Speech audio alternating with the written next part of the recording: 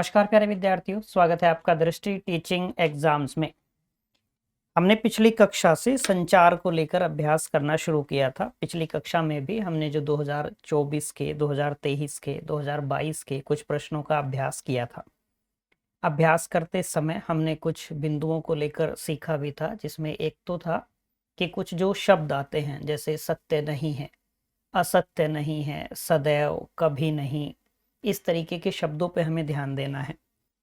दूसरा हमने सीखा था एक एलिमिनेशन प्रोसेस को लेकर कि यदि हमें एक विकल्प पता चलता है, एक विकल्प के बारे में हम निश्चित हो जाते हैं कि ये तो इसका सही जवाब नहीं होगा या ये तो इसका कंफर्म है हमें कि गलत जवाब होगा, फिर उसमें से हम विकल्प को एलिमिनेट करते हैं तो लगभग हमारा क्या होता है, 2 विकल्प आसानी से एलिमिनेट हो जाते हैं।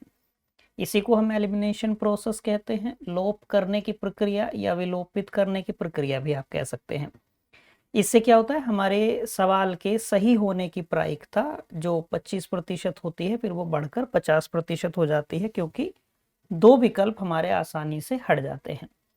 उसी क्रम में आगे बढ़ते हुए आज फिर हम संचार के कुछ प्रश्नों का अभ्यास करेंगे।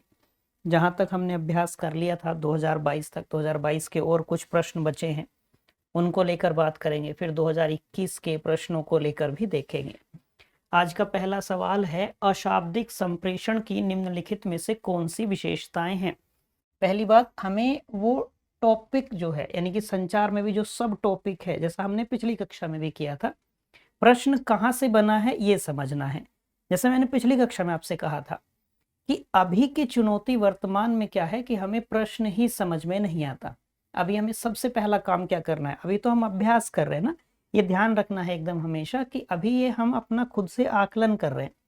इन प्रश्नों के अभ्यास द्वारा हम अपना आकलन कर रहे हैं। जो बिंदु ऐसे हैं जहां हमें फिर से रिवाइज करने की आवश्यकता है, ऐसे बिंदु हम चिन्हित कर लेंगे इसके द्वारा कि भाई ऐसे कौन से बिंदु है जहां से हमारे प्रश्न गलत हो रहे हैं।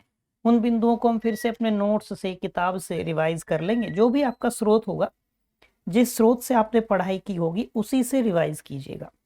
ठीक है, फिर अभ्यास पे आते हैं। तो हमें पता चला कि ये प्रश्न किससे है, प्रश्न है अशाब्दिक संचार से। अब तुरंत हमें क्या सोचना है कि अशाब्दिक संचार के बारे में हम क्या जानते हैं। हमने बात की कि संचार के प्रकार में आप इसको पढ़ते हैं। जब आप व्यक्तियों की संख्या के आधार पर संचार के प्रकार पढ़ते हैं तो 4 प्रकार हैं। एक अंतःवैयक्तिक संचार, जिसमें एक ही व्यक्ति होता है संचार की प्रक्रिया में। एक होता है अंतर्वैयक्तिक संचार, जिसमें 2 व्यक्ति कम से कम होते हैं। एक होता है समूह संचार, जिसमें कम से कम 3 व्यक्ति अनिवार्य हैं। और फिर होता है जन संचार, जिसमें अनेक प्राप्तकर्ता होते हैं, बहुत सारे लोग जिसमें संचार की प्रक्रिया में शामिल होते हैं। ठीक, तो जैसे ही आप, अब अंतःवैयक्तिक में तो एक ही प्रेषक, एक ही प्राप्तकर्ता है जब हम खुद से बातचीत करते हैं, वो तो एकदम सरल है। जब हम अंतर्वैयक्तिक संचार पे आते हैं तो उसका भी आगे हम वर्गीकरण करके पढ़ते हैं, शाब्दिक और अशाब्दिक। आगे शाब्दिक के पुनः 2 वर्गीकरण हैं, एक लिखित और एक मौखिक। ठीक है, आगे फिर अशाब्दिक संचार के भी कई सारे वर्गीकरण हैं। तो अशाब्दिक का अर्थ क्या हुआ, जो शाब्दिक नहीं है, जो शाब्दिक नहीं है। और जो शाब्दिक नहीं है यानी कि उसमें भाषा नहीं होगी, ना लिखित रूप में होगी ना मौखिक रूप में होगी। जो शाब्दिक है, जिसमें शब्द है अर्थात जिसमें भाषा है, तो वो लिखित भी हो सकता है, मौखिक भी हो सकता है। ये तो अशाब्दिक के बारे में बात कर रहा है। तो अशाब्दिक का मतलब हुआ जिसमें भाषा का प्रयोग नहीं होगा। भाषा का यदि प्रयोग नहीं है, फिर संचार कैसे होगा, तो संचार संकेतों के माध्यम से होगा, प्रतीकों के माध्यम से होगा, कूट के माध्यम से होगा, चिन्ह के माध्यम से होगा। बात समझे। जब हम कई बार क्या, जैसे आप कह ले हम नेत्र का प्रयोग कर लें, पलकों का प्रयोग कर लें, हम संचार में स्थल का प्रयोग कर लें, समय का प्रयोग कर लें, स्पर्श भाषा हो गई। जैसे आप मेट्रो में जाते होंगे तो आप साइड से निकलना है, आपको आगे आप किसी को ऐसे टच करते हैं, निकल जाते हैं। आपको बैठने के लिए सीट चाहिए, आप मेट्रो में देखते हैं कि कुछ लोग थोड़ा सा फैल के बैठे हैं, एक सीट है लेकिन ऑक्यूपाइड कर रखी है, तो आप ऐसे ऐसे करते हैं, बैग हटा लीजिए या थोड़ा सा ऐसे खिसक जाइए। आप बोलते नहीं हैं, इशारे से अपनी बात सामने वाले तक पहुंचा देते हैं। ठीक है, कई बार हम संचार में क्या करते हैं कि सुगंध का प्रयोग, मतलब गंध कह लीजिए, सुगंध हो या दुर्गंध हो, वो बात पहुंच जाती है। गंध का प्रयोग करते हैं, महक का प्रयोग करते हैं। कई बार हम संचार में स्वाद का प्रयोग करते हैं, एक प्रश्न आगे आएगा ऐसा भी। बात समझे? तो वो सब क्या है? वो सब अशाब्दिक संचार है।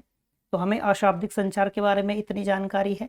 यदि ये जानकारी आपको नहीं है, ये चीजें नहीं ध्यान में आती अशाब्दिक संप्रेषण को लेकर, तो यानी कि रिवाइज करने की आवश्यकता है। हम वही तो सुधार कर रहे हैं।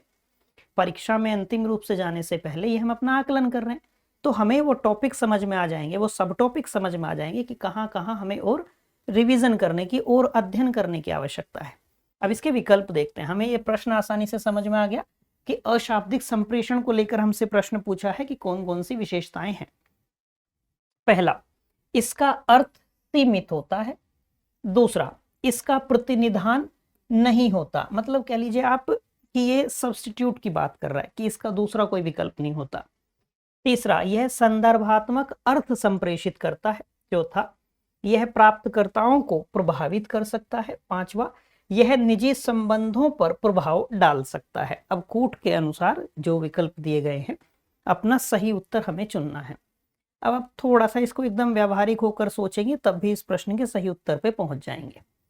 जैसे हमें अशाब्दिक संचार के बारे में समझ में आ गया कि जिसमें भाषा का प्रयोग नहीं है, संकेतों के माध्यम से, प्रतीक के माध्यम से, कूट के माध्यम से, चिन्ह के माध्यम से, समय का प्रयोग करके संचार में, स्थल का प्रयोग करके, पैरा लैंग्वेज हो, स्पर्श भाषा हो या स्वाद का प्रयोग करके हो, ये सब अशाब्दिक संचार में आता है। इसने कहा इसका अर्थ सीमित है। क्या ऐसा है कि अशाब्दिक संचार का अर्थ सीमित होता है? नहीं, सीमित तो नहीं होता। भाई ये किसने कहा कि यदि मान लीजिए कि माताजी रसोई में है, पिताजी रसोई में है, बहन या भाई रसोई में है, हम पढ़ रहे हैं और उन्होंने वहां से इशारा किया ऐसे, हम समझ गए कि चाय पीने के लिए पूछ रहे हैं, हमने ऐसे गर्दन हिला दिया, ऐसे मना कर दिया, तो इसमें संदेश तो अपने वास्तविक अर्थ के साथ प्रेषित हुआ। इस संकेत के माध्यम से भी हमने शरीर की भाषा से अपने आप को अभिव्यक्त कर दिया। क्या इसका अर्थ सीमित हुआ? कहेंगे नहीं, इसका अर्थ सीमित नहीं होता है। अर्थात क्या हुआ? पहला गलत हो गया। पहला क्या हुआ? गलत हो गया। जैसे ही पहला गलत हुआ, हमें क्या करना है? विकल्पों में देख लेना किस किस में पहला दे रखा है। तो हमें समझ में आया डी में पहला दे रखा है और ए में पहला दे रखा है। हो गई हमारे प्रश्न के सही होने की प्रायिकता 50%। दो ही विकल्प हमारे सामने बचे, एक बी बचा और एक सी बचा। ठीक है, अब हमें कोई एक विकल्प और देख लेना है। दूसरा, इसका प्रतिनिधान नहीं होता। क्यों नहीं होता? भाई हम इसके स्थान पर, हम एक संकेत के, इशारे के स्थान पर शब्द का प्रयोग कर सकते हैं, तो प्रतिनिधान तो है। भाई माताजी ने, पिताजी ने हमसे पूछा था इशारा करके चाय पीने के लिए, हम ये भी कह सकते थे कि हाँ मुझे चाय पीनी है, हाँ बना लीजिए, मेरे लिए भी बना लेना। या माताजी ने उधर से उच्चारण करके पूछा है कि मैं चाय बना रही हूं, क्या तुम्हें चाय पीनी है? आपने गर्दन हिला के कह दिया हाँ मुझे चाय पीनी है। तो अशाब्दिक के लिए शाब्दिक प्रतिनिधान हो सकता है, शाब्दिक के लिए अशाब्दिक हो सकता है। जबकि इसने क्या कहा? इसने कहा इसका कोई प्रतिनिधान नहीं होता। ये क्या होगा? गलत हो जाएगा। जैसे ही हमारा दूसरा गलत हुआ तो हमें दिख गया इसमें दूसरा दिया गया है, तो हम क्या करेंगे? इसको हटा देंगे। अर्थात हम अपने सही उत्तर पे पहुंच गए। सी हमारा सही जवाब है। केवल 3, 4 और 5। लेकिन हम अभ्यास कर रहे हैं तो हमें हर विकल्प के बारे में जानकारी होनी चाहिए कि ये दो जो गलत हैं, हमें तर्क पता चल गया क्यों गलत हैं। ये जो 3 सही है, ये क्यों सही है, हमें ये पता होना चाहिए। तीसरा विकल्प हमसे कहता है यह संदर्भात्मक अर्थ संप्रेषित करता है। बात सही है। जैसे चाय पीने वाला एक संदर्भ था, मतलब जिस संदर्भ में बात हो रही है, हमारे जो संकेतों का चयन होगा उसी संदर्भ के लिए तो होगा। मतलब माता जी ने उधर से इशारा किया चाय पीने के लिए, तो हम ऐसे ऐसे थोड़ी करेंगे, या तो हाँ करेंगे या ना करेंगे, सीधी सी बात है। बात समझ आ गई? हम इसके लिए, मतलब ये सब क्या है? ये सब हमारे द्वारा स्वीकृत संकेत ही तो हैं। तो हम जिस संकेत का प्रयोग कर रहे हैं वो उस संदर्भ के लिए तो होगा जो संदेश देना है। तो संदर्भात्मक अर्थ प्रेषित करता है। बात समझ आ गई? सही है। चौथा, यह प्राप्तकर्ताओं को प्रभावित कर सकता है। हाँ, प्रभावित कर सकता है, लेकिन यदि यहां यह कह देता कि यह प्राप्तकर्ताओं को प्रभावित ही करेगा, तब गलत हो जाएगा। या यहां पे कह देता यह प्राप्तकर्ताओं को प्रभावित नहीं करता, तो भी गलत हो जाएगा। प्रभावित कर भी सकता है, प्रभावित नहीं भी कर सकता। तो इसने यही कहा है कि प्रभावित कर सकता है। बात ठीक है? ठीक है। पांचवा, यह निजी संबंधों पर प्रभाव डाल सकता है, ये भी बात ठीक है। और ये तो अशाब्दिक नहीं, शाब्दिक भी है।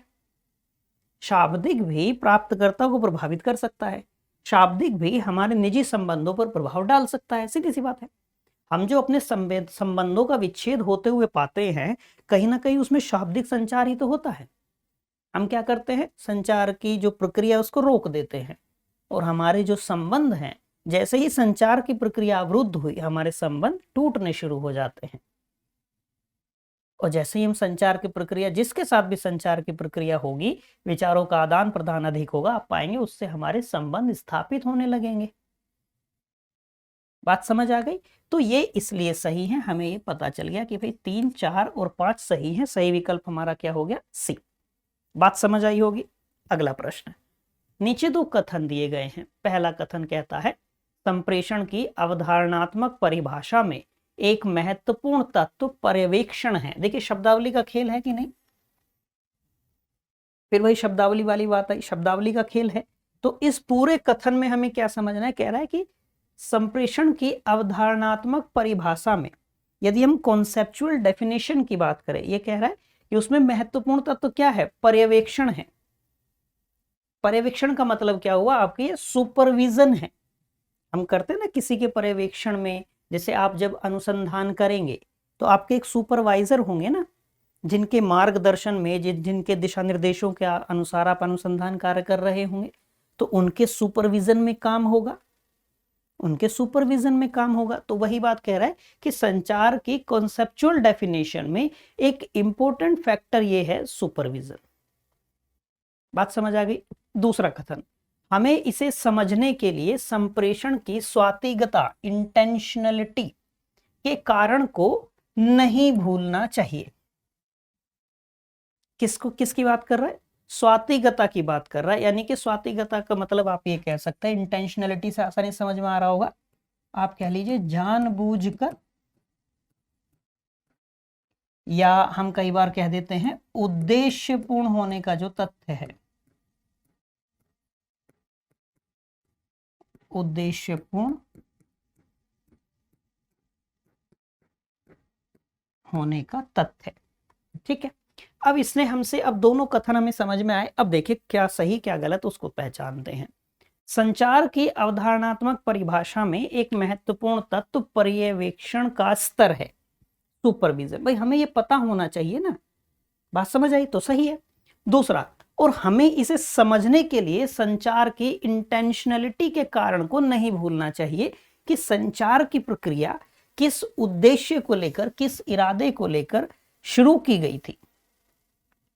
संचार की प्रक्रिया क्यों शुरू हुई थी, हमें ये तो समझना पड़ेगा, तभी वहां सुपरविजन वाली बात आएगी।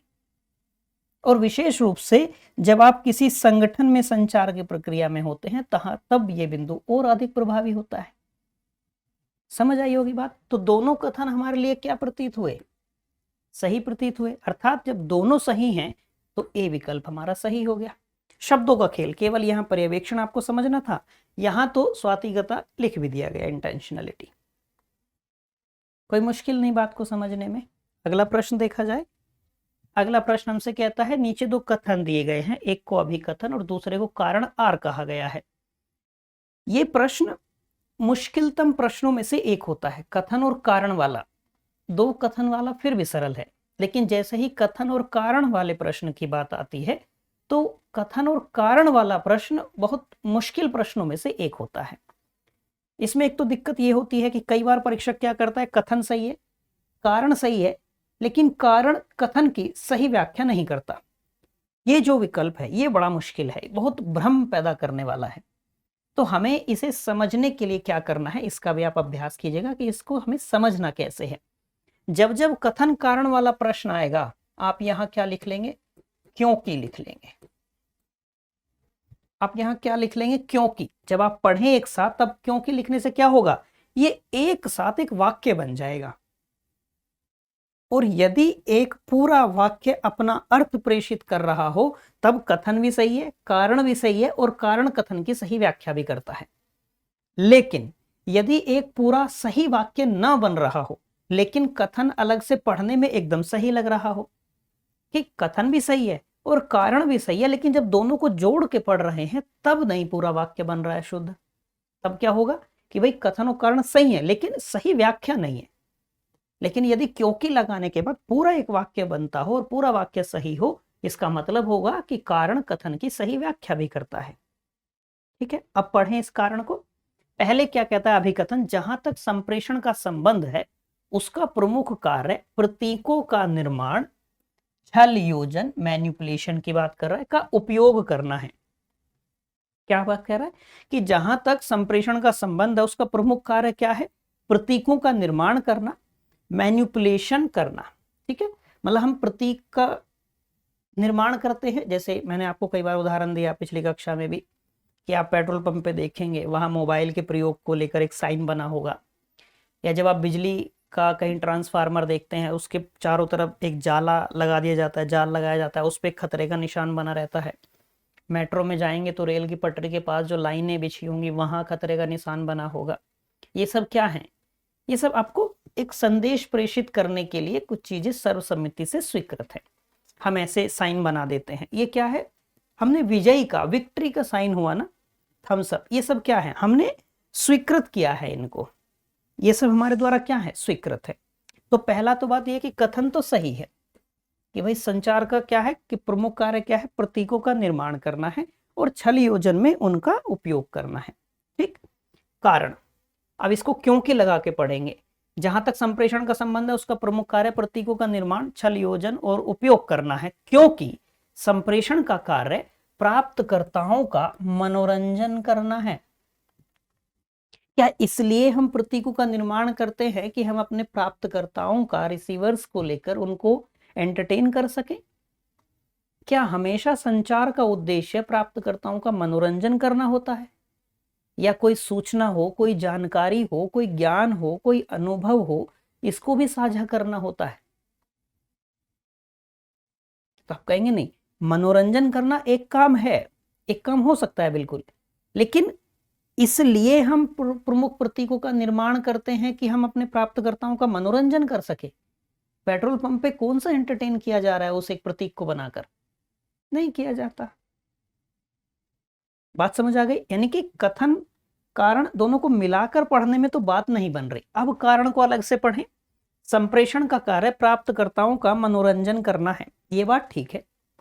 संप्रेषण का एक कार्य अपने प्राप्तकर्ताओं का मनोरंजन करना भी होता है, एंटरटेन करना भी होता है। अब इसमें भी थोड़ा सा ध्यान और समझिए।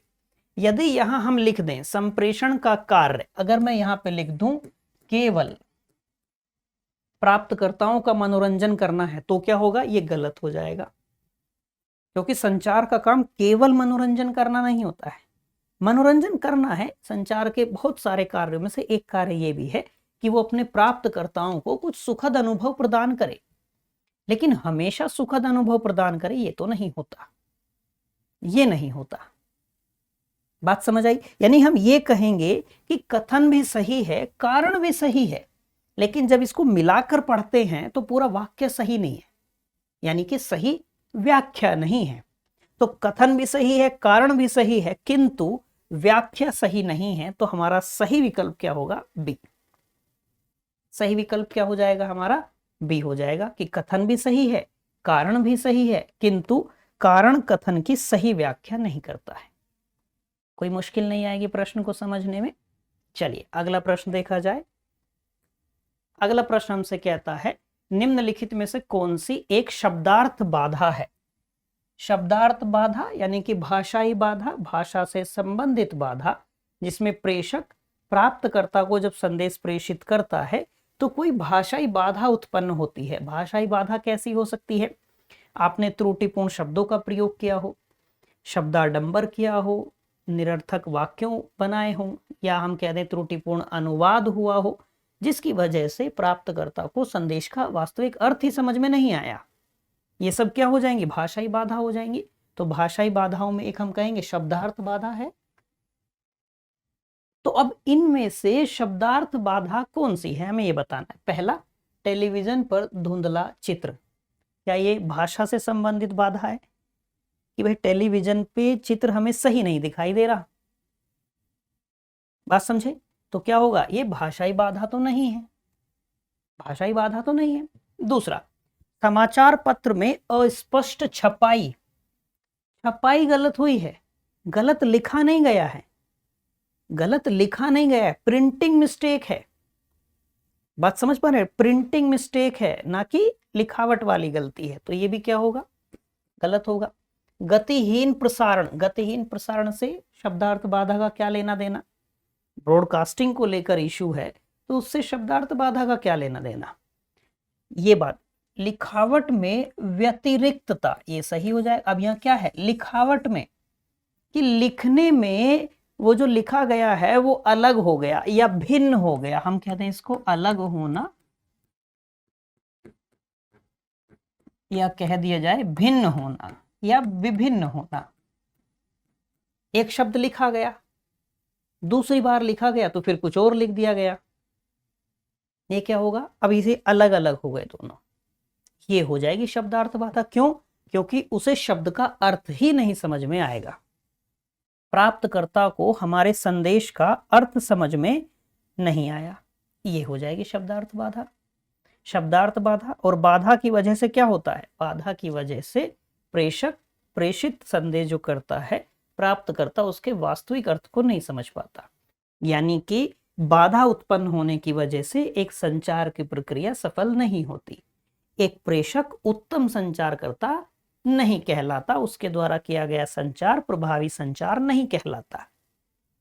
कोई मुश्किल नहीं होगी बात समझने में। अगला प्रश्न देखा जाए।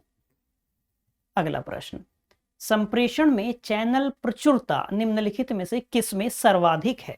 हमें क्या समझ लेना है, चैनल प्रचुरता को समझ लेना है। जैसे कई बार आपने ये सुना होगा कि प्रचुर मात्रा में,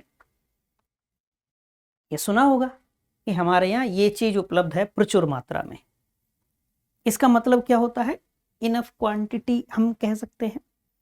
अब यहां जब संचार में इसकी बात करेंगे, संचार में प्रचुरता का मतलब क्या हुआ, कि ऐसी संचार की प्रक्रिया जिसमें संदेश के गलत अर्थ ग्रहण करने की संभावना एकदम न्यूनतम हो, वो क्या कहलाएगा, प्रचुरता, चैनल की प्रचुरता कहलाएगी। कि भाई हमने एक ऐसे चैनल का चयन किया है जिस चैनल में संचार के गलत अर्थ को ग्रहण करने की संभावना सबसे कम है।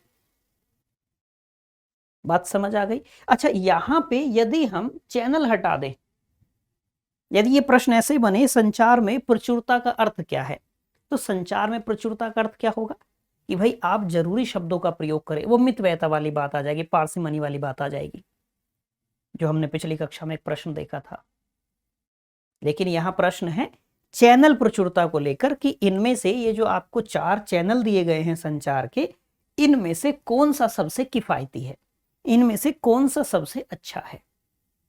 बात समझे? और संचार में चैनल के अच्छे होने का, किफायती होने का मतलब क्या हुआ, कि ऐसा संचार चैनल जिसमें प्राप्तकर्ता द्वारा गलत अर्थ ग्रहण करने की संभावना कम से कम हो। तो इन 4 विकल्पों में से किस में सबसे कम संभावनाएं हैं कि जिसमें प्राप्तकर्ता संदेश का गलत अर्थ ग्रहण करेगा, यह प्रश्न आपसे पूछा गया है। ठीक है, पहला विकल्प हमें कहता है टेलीविजन, टेलीविजन। दूसरा विकल्प हमसे कहता है समाचार पत्र, तीसरा कहता है आमने सामने का वार्तालाप, चौथा हमसे कहता है औपचारिक प्रतिवेदन, रिपोर्ट, फॉर्मल रिपोर्ट जो होती है।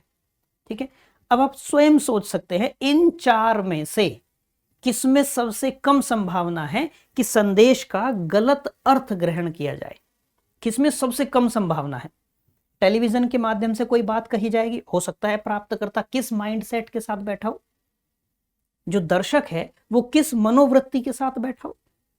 कई बार आप देखते होंगे टेलीविजन पे या किसी भी फिल्म में हम कई बार बहुत ऑफेंड हो जाते हैं, बहुत जल्दी ऑफेंड हो जाते हैं।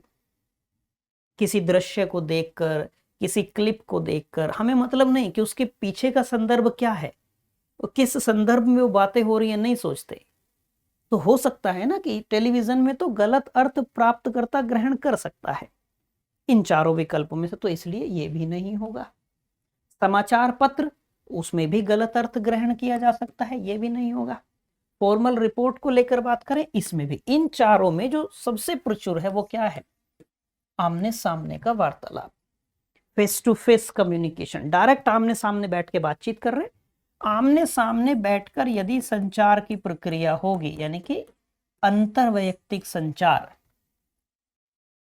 जैसे हम देखते हैं कि भाई कॉन्फ्रेंस मीटिंग जो होती है ना, भौतिक रूप से, कि भाई एक जैसे कॉर्पोरेट ऑफिस में आप देखेंगे एक कॉन्फ्रेंस हॉल बना रहता है, वहां टीम के साथ में मीटिंग होती है, जो टीम लीडर होते हैं वो मीटिंग लेते हैं, तो सब लोग आमने सामने बैठे हैं, तो वहां क्या होगा, शरीर की भाषा भी शामिल होगी, संकेतों का प्रयोग भी किया जाएगा, तो गलत जानकारी प्रेषित होने की संभावना बहुत कम है। समझे? यदि हम चैनल प्रचुरता के बारे में बात करेंगे तो आमने सामने का जो ये वार्तालाप है ये सबसे समृद्ध चैनल है।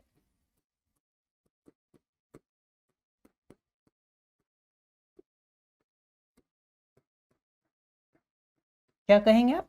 आमने सामने face to face, one to one जो बात होती है वो सबसे समृद्ध चैनल है संप्रेषण में। इसमें शरीर की भाषा भी शामिल होगी, इसमें अन्य जो अशाब्दिक संचार के आप हम कहें कि संकेत है, प्रतीक है, कोट है, जो भी चीजें हैं वो सब शामिल हो जाएंगी, और शरीर की भाषा सर्वाधिक प्रभावी होती है। मेहराबियां वाली बात याद कर लीजिए,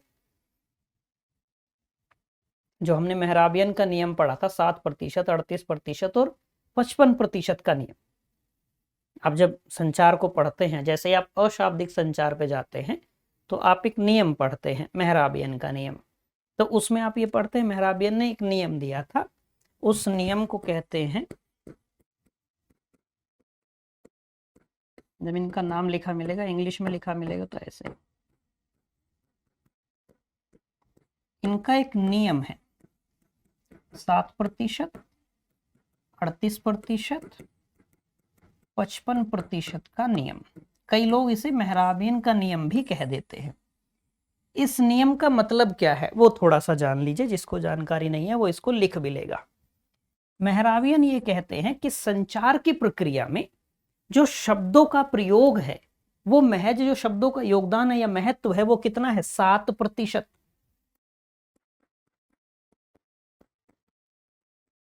शब्दों का योगदान कितना है, महज 7%। शब्द कैसे कहे गए हैं, शब्द कैसे कहे गए, कहने का तरीका,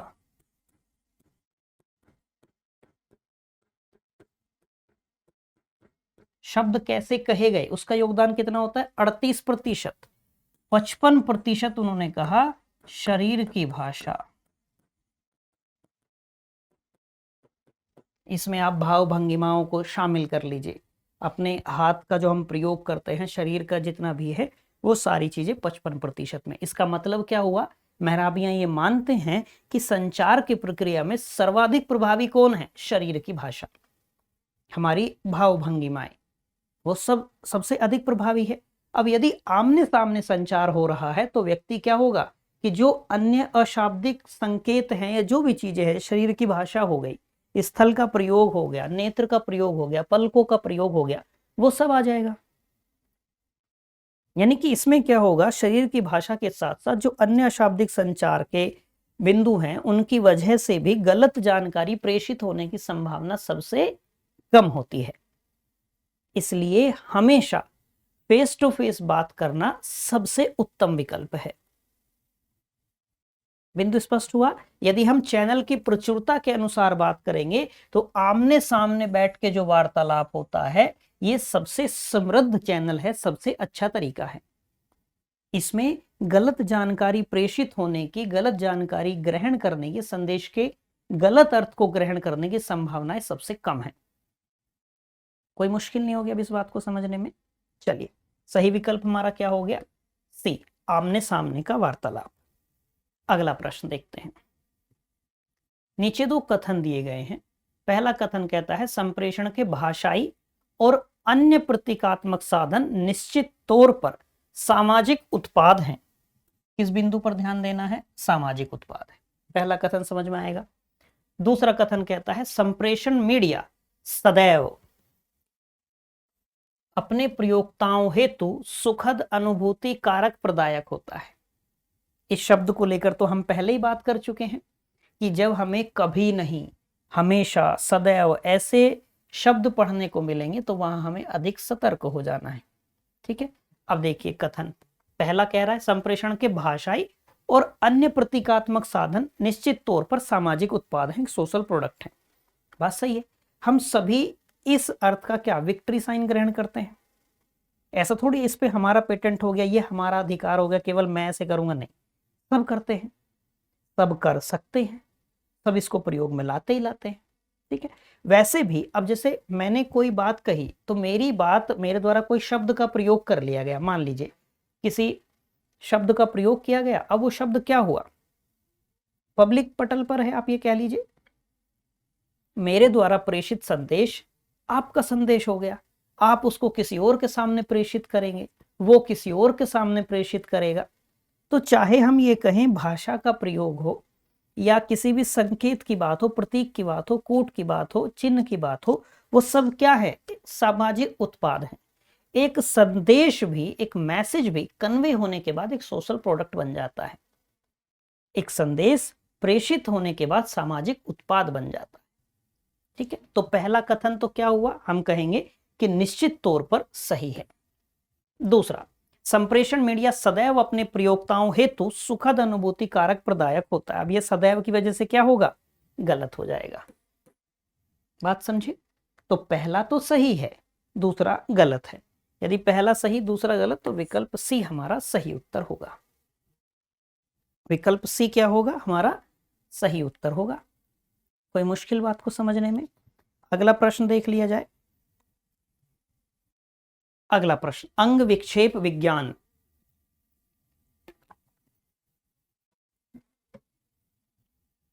प्रश्न हमसे कह रहा है काइनेसिक्स के बारे में, काइनेसिक्स का उपयोग किसी व्यक्ति को यह संप्रेषित करेगा। तो पहला प्रश्न हमारे सामने क्या है, हमें काइनेसिक्स समझना है। ठीक है, हमें काइनेसिक्स समझना है। इसको ना अंग विक्षेप विज्ञान को मत याद रखिएगा, ध्यान ही मत रखिए। अशाब्दिक संचार के पहलुओं में आप इसको पढ़ते हैं। ठीक है, काइनेसिक्स हो गया, प्रोक्सेमिक्स हो गया, टच लैंग्वेज हो गया, पैरा लैंग्वेज हो गया, प्रोक्सेमिक्स और क्रोनेमिक्स हो गया, ओकुलिसिक्स हो गया, ओल्फैक्टिक्स हो गया, गस्टोरिक्स हो गया। ये सब क्या है, अशाब्दिक संचार के पहलू हैं। अशाब्दिक संचार के पहलू का मतलब ऐसी संचार की प्रक्रिया जिसमें भाषा का प्रयोग नहीं है, जिसमें शब्द नहीं है, जिसमें शब्द नहीं है। अब पहले काइनेसिक्स समझ लेते हैं, फिर मैं आपको बता दूंगा, लिखने की इच्छा होगी तो बाकी के बारे में आप लिख लीजिएगा। अंग विक्षेप विज्ञान इसने कहा है, बाकी के लिए भी ऐसे ही बहुत जटिल जटिल शब्द हैं हिंदी में, जबकि हमें क्या करना है, क्योंकि इसके स्थान पर किसी अन्य शब्द का भी प्रयोग परीक्षक कर सकता है, पहले कर भी चुका है, तो हमें केवल इसको देवनागरी में ही ध्यान रख लेना है। यदि आप लिखेंगे तो इसको ठीक ऐसे ही लिख लीजिएगा, देवनागरी में ऐसे लिख लीजिएगा इसको, काइनेसिक्स करके। काइनेसिक्स का मतलब क्या हुआ, हम कहें काइनेसिक्स का मतलब होता है ये शरीर की भाषा की व्याख्या भी आप कह सकते हैं, या कह सकते हैं व्याख्या का अध्ययन है। ठीक है, सरल शब्दों में ध्यान रखना, तो आप ये कह सकते हैं काइनेसिक्स क्या है, काइनेसिक्स शरीर की भाषा का अध्ययन है, शरीर की भाषा है। ठीक है, तो जब हम अशाब्दिक संचार में, हमने कहा ना शरीर की भाषा बहुत प्रभावी है, जो हमने मेहराबियन के अनुसार देखा 55% का योगदान वो बताते हैं। ठीक ठीक ऐसे ही क्या होता है, प्रोक्सेमिक्स होता है।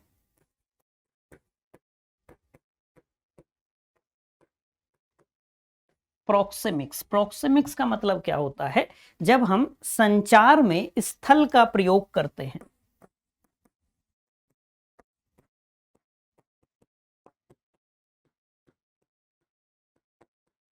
संचार में स्थल का प्रयोग।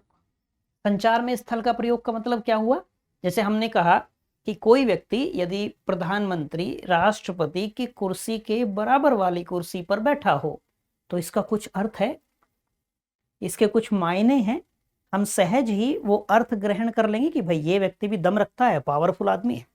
ये बात उसने कही नहीं, लेकिन हमने वो अर्थ ग्रहण कर लिया कि ये व्यक्ति जो प्रधानमंत्री के साथ वाली कुर्सी पर बैठा है ये दमदार व्यक्ति है, पावरफुल व्यक्ति है।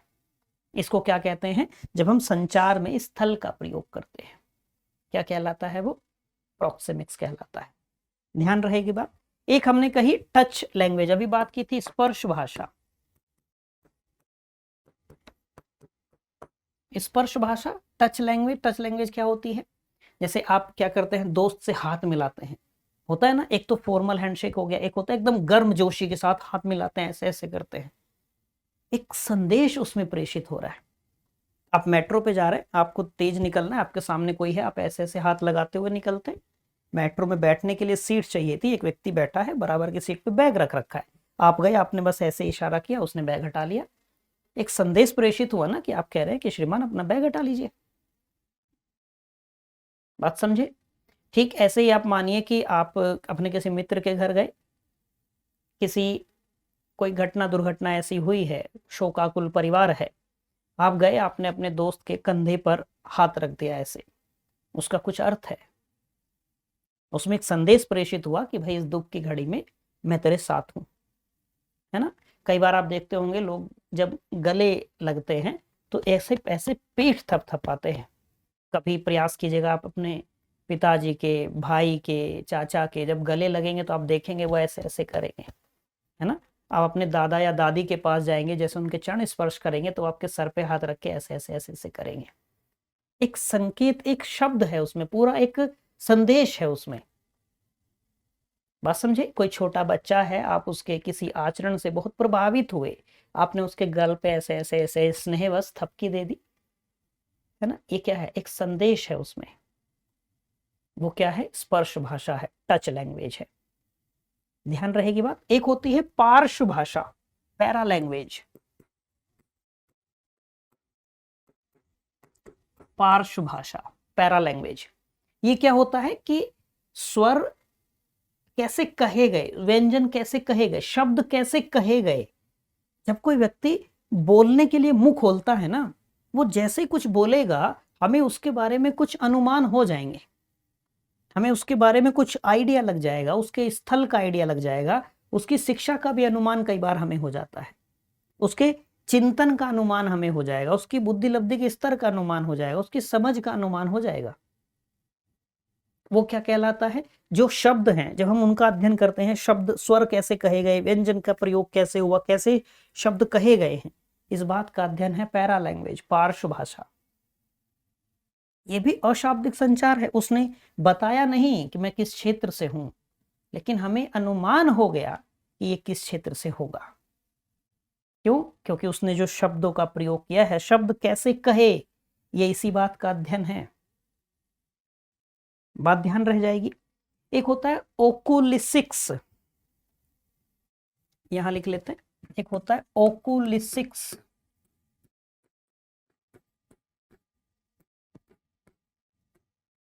ओकुलिसिक्स लिख लीजिएगा। जब हम संचार में नेत्र का प्रयोग करते हैं, जब हम संचार में पलकों का प्रयोग करते हैं, वो क्या है? ओकुलिसिक्स है।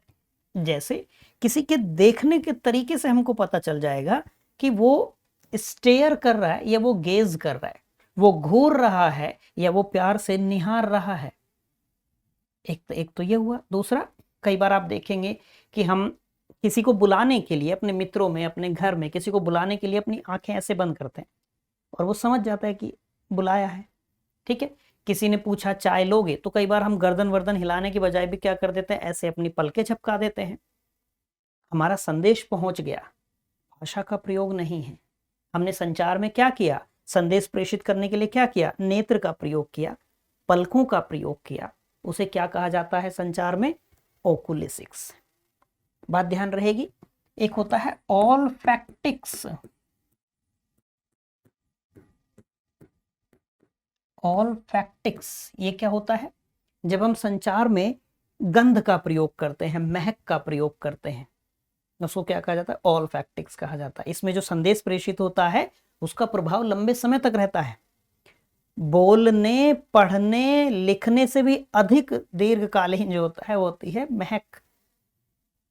अब चाहे वो गंध कैसी भी हो, सुगंध है, दुर्गंध है, आपका जो अनुभव जब रहेगा, चाहे सुगंध हो या दुर्गंध हो, जैसे आप मानिए कि आपको किसी का परफ्यूम है और बहुत पसंद आया, इत्र किसी का बहुत पसंद आया, आपको वो लंबे समय तक वो जो खुशबू है ना, वो एकदम ध्यान रह जाएगी, वास्तविक अनुभव आप कर पाएंगे बहुत लंबे समय तक।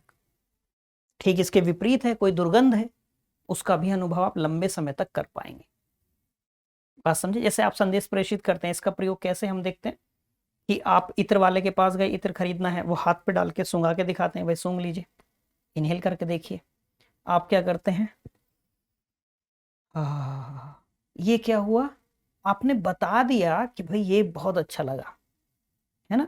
ठीक इसके विपरीत भी होता है, जो पसंद नहीं आता बिना शब्दों का प्रयोग किया बता देते हैं कि अच्छा नहीं है, नाक सिकोड़ देते हैं, अच्छा नहीं है। समझ पाए ये बात? वो क्या है, ओल्फैक्टिक्स है, अशाब्दिक संचार का पहलू है। एक अंतिम इसमें ध्यान रखिए, गस्टोरिक्स।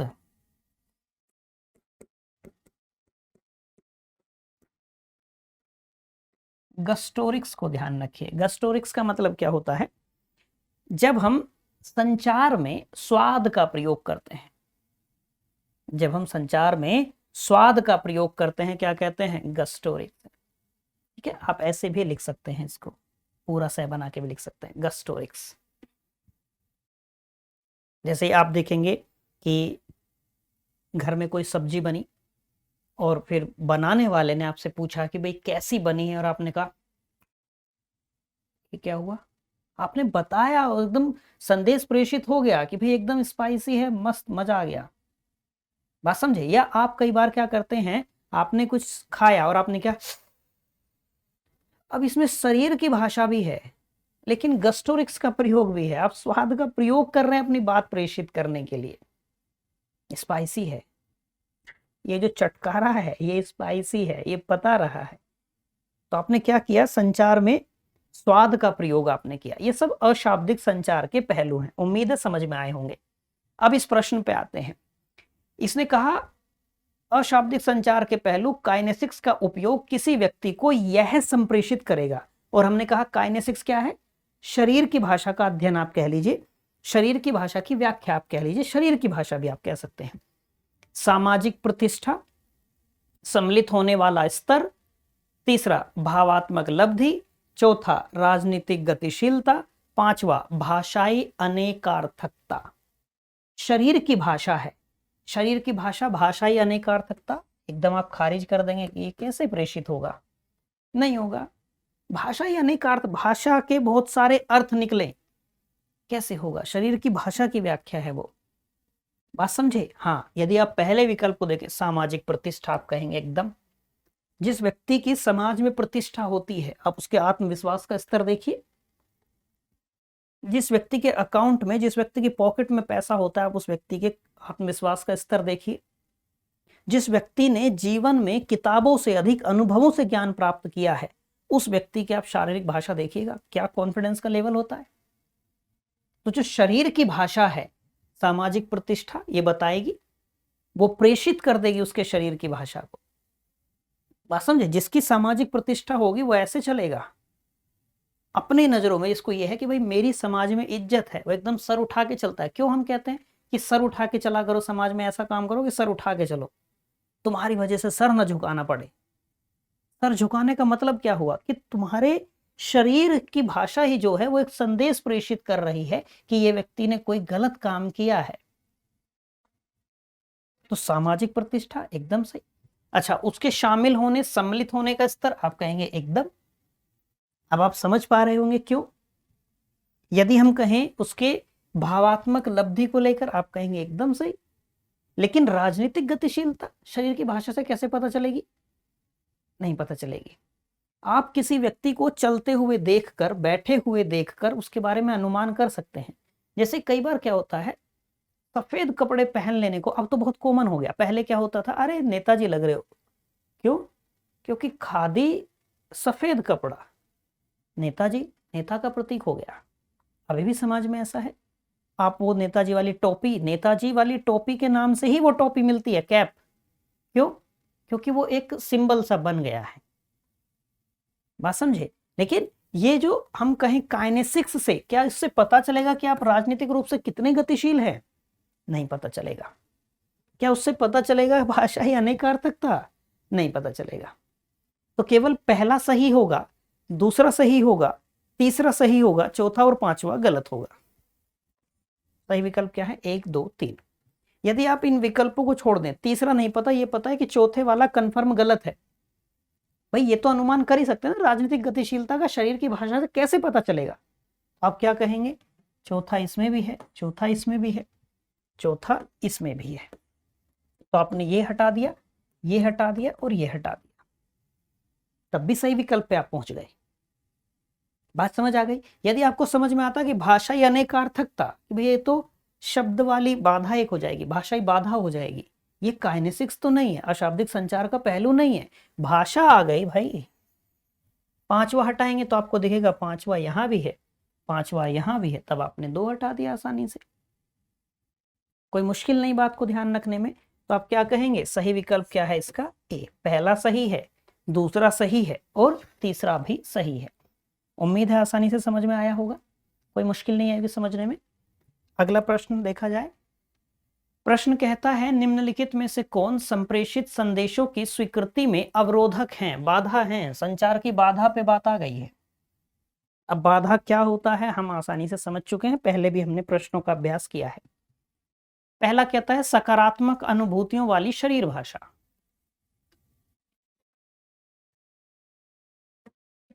दूसरा कहता है श्रोता की अभिवृत्ति, तीसरा विसंकेतक के मूल्य, चौथा प्रतिष्ठा टकराव, पांचवा ज्ञान उद्दीपन। हमसे क्या पूछा है, अवरोधक पूछा है, बाधा पूछ रहा है हमसे कि कौन संप्रेषित संदेशों की स्वीकृति में बाधा है या एक्सेप्टेंस में एक बैरियर है। पहला सकारात्मक अनुभूतियों वाली शरीर भाषा, यदि शरीर की भाषा आपको सकारात्मक संकेत दे रही है, जैसे क्या होता है कि हम किसी से बात कर रहे हैं और सामने वाला हमसे, हमें सुनते समय आप देखेंगे कई बार लोग ऐसे गर्दन हिला रहे होते हैं, इसका मतलब क्या है, वो हमें ध्यानपूर्वक सुन रहा है। कई बार आप देखेंगे ऐसे ऐसे ऐसे होता है, वो क्या है, सकारात्मक संकेत है कि भाई ये व्यक्ति आपको ध्यान से सुन रहा है। बात समझ आ गई यहां तक की। कई बार आप देखेंगे कि कोई व्यक्ति गुस्से में होता है तो किसी सामान को लात मारता है, जमीन में लात मारता है, ठोकर मार देता है किसी पत्थर में, वो क्या है, फ्रस्ट्रेशन को दिखाता है। व्यक्ति सामान फेंक देता है, दीवार में मुक्का मारता है, वो क्या है, फ्रस्ट्रेशन को दिखाता है। ठीक ऐसे ही, यानी कि यदि हमारे संदेश को कोई स्वीकार कर रहा है तो वो सकारात्मक अनुभूति दिखाएगा। ये हमसे बाधा पूछ रहा था तो यह होना चाहिए था नकारात्मक अनुभूति, जबकि यहाँ क्या है, सकारात्मक। तो यदि शरीर की तरफ से, शरीर की जो भाषा है वो सकारात्मक अनुभूति करा रही है तो ये बाधक नहीं है, ये तो संदेश की स्वीकृति में सहायक है, बाधक थोड़ी है। तो यानी कि ये क्या होगा, ये तो नहीं होगा, ये नहीं होगा, हमसे तो बाधक पूछा है। दूसरा श्रोता की अभिवृत्ति, अब यदि आप एलिमिनेशन वाला मेथड लगाना चाहते हैं तो उसको प्रयास कर सकते हैं। पहला हमने हटा दिया, पहला हमें यहां मिल गया, यहां मिल गया, आसानी से हमने दो विकल्प हटा दिए। बात समझे, प्रश्न की प्रायिकता सही होने की 50% हो गई। दूसरा श्रोता की अभिवृत्ति, आप ये कह लीजिए जो एटीट्यूड है, जो हमारा रिसीवर है, जो हमारा प्राप्तकर्ता है, जो संदेश को प्राप्त करने वाला है, उसका एटीट्यूड कैसा है, उसका हमारे मैसेज को लेकर वो कैसा है। भाई यदि कोई इस माइंडसेट से बैठा है कि मुझे समझा के दिखाओ, क्लास में कोई विद्यार्थी इस माइंडसेट से बैठा है कि आज मुझे सिखा के दिखाओ, वो नहीं सीख पाएगा और अध्यापक नहीं सिखा पाएंगे। बात समझी। यदि कोई हमारा संदेश का प्राप्त करता इस माइंडसेट से बैठा है कि तुम कुछ भी समझा लो मुझे समझ में आएगा ही नहीं, कितना भी तर्क प्रस्तुत कर लो, उसका माइंडसेट ही वो है,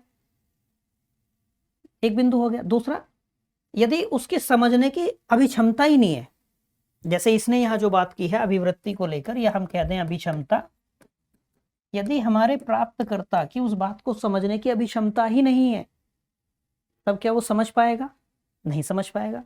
तो हमारे प्राप्तकर्ता की जो अभिक्षमता है वो बाधक है कि नहीं, एकदम बाधक है। तो क्या कहेंगे, ये सही हो जाएगा। पहला गलत है, दूसरा सही है, दूसरा सही इसमें नहीं है तो ये भी हट गया, इसमें है तो सही विकल्प हमारा मिल गया, सही विकल्प तो हमारा मिल गया। अब हमें बात करनी है कि ये सही क्यों है। विसंकेतक के मूल्य, डिकोडर की वैल्यू, ये हमने बात की है एनकोडिंग और डिकोडिंग को लेकर, जो संचार के प्रमुख तत्व हैं उसमें क्या होता है। संचार के प्रमुख तत्व में भाई एक तो होता है कि पहले प्रेषक होगा, फिर जो मैसेज है वो डिकोड होगा, पहले तो एनकोड होगा, एनकोडिंग या संकेतन या कूट लेखन भी उसको कहते हैं, वो प्रक्रिया होगी सेंडर के एंड पे, प्रेषक के एंड पे, यानी कि उसमें क्या होता है, जो संदेश है वो उचित संकेतों में रूपांतरित होता है, फिर प्राप्तकर्ता के एंड पे जाकर वो मैसेज क्या होता है, जो संकेत थे वो पुनः अर्थपूर्ण संदेश में रूपांतरित होते हैं।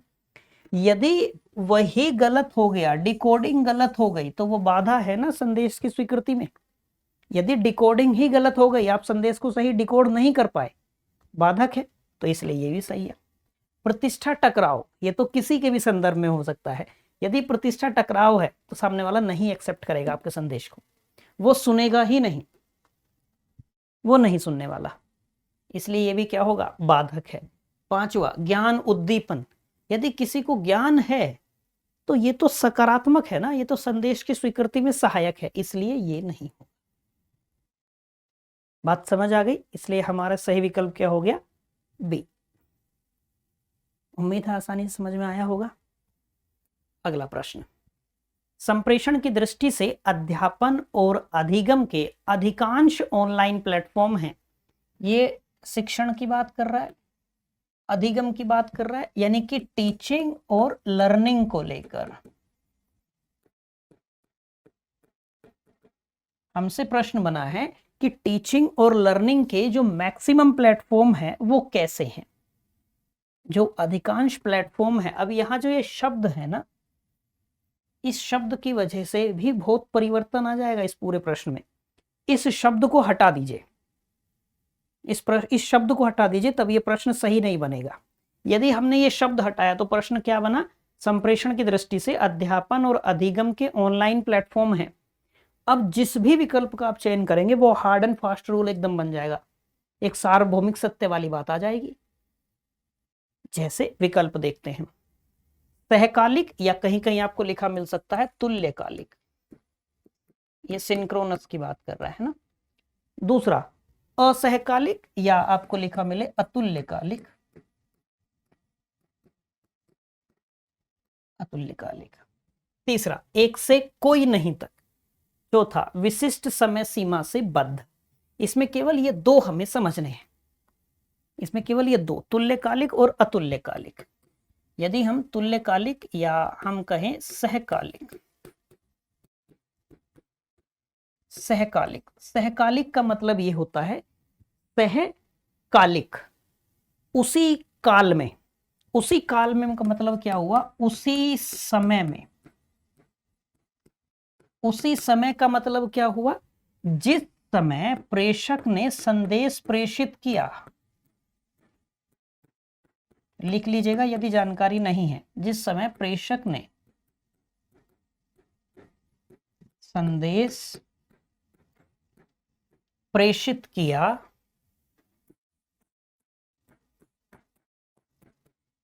प्राप्तकर्ता ने उसी समय ग्रहण किया। जिस समय प्रेषक ने संदेश प्रेषित किया, प्राप्तकर्ता ने उसी समय ग्रहण किया। जैसे अब ये शिक्षण के संदर्भ में है, चूंकि हम ये कह दें लाइव कक्षाएं क्या है, तुल्यकालिक या सहकालिक का उदाहरण है, उसी सेम टाइम पीरियड वाली बात है। जो लाइव क्लासेस हैं वो क्या है, तुल्यकालिक है, सहकालिक है। लाइव न्यूज हो, क्रिकेट मैच हो, वो सब क्या है, तुल्यकालिक है, सहकालिक है। यदि इसके ठीक विपरीत की बात की जाए, असहकालिक,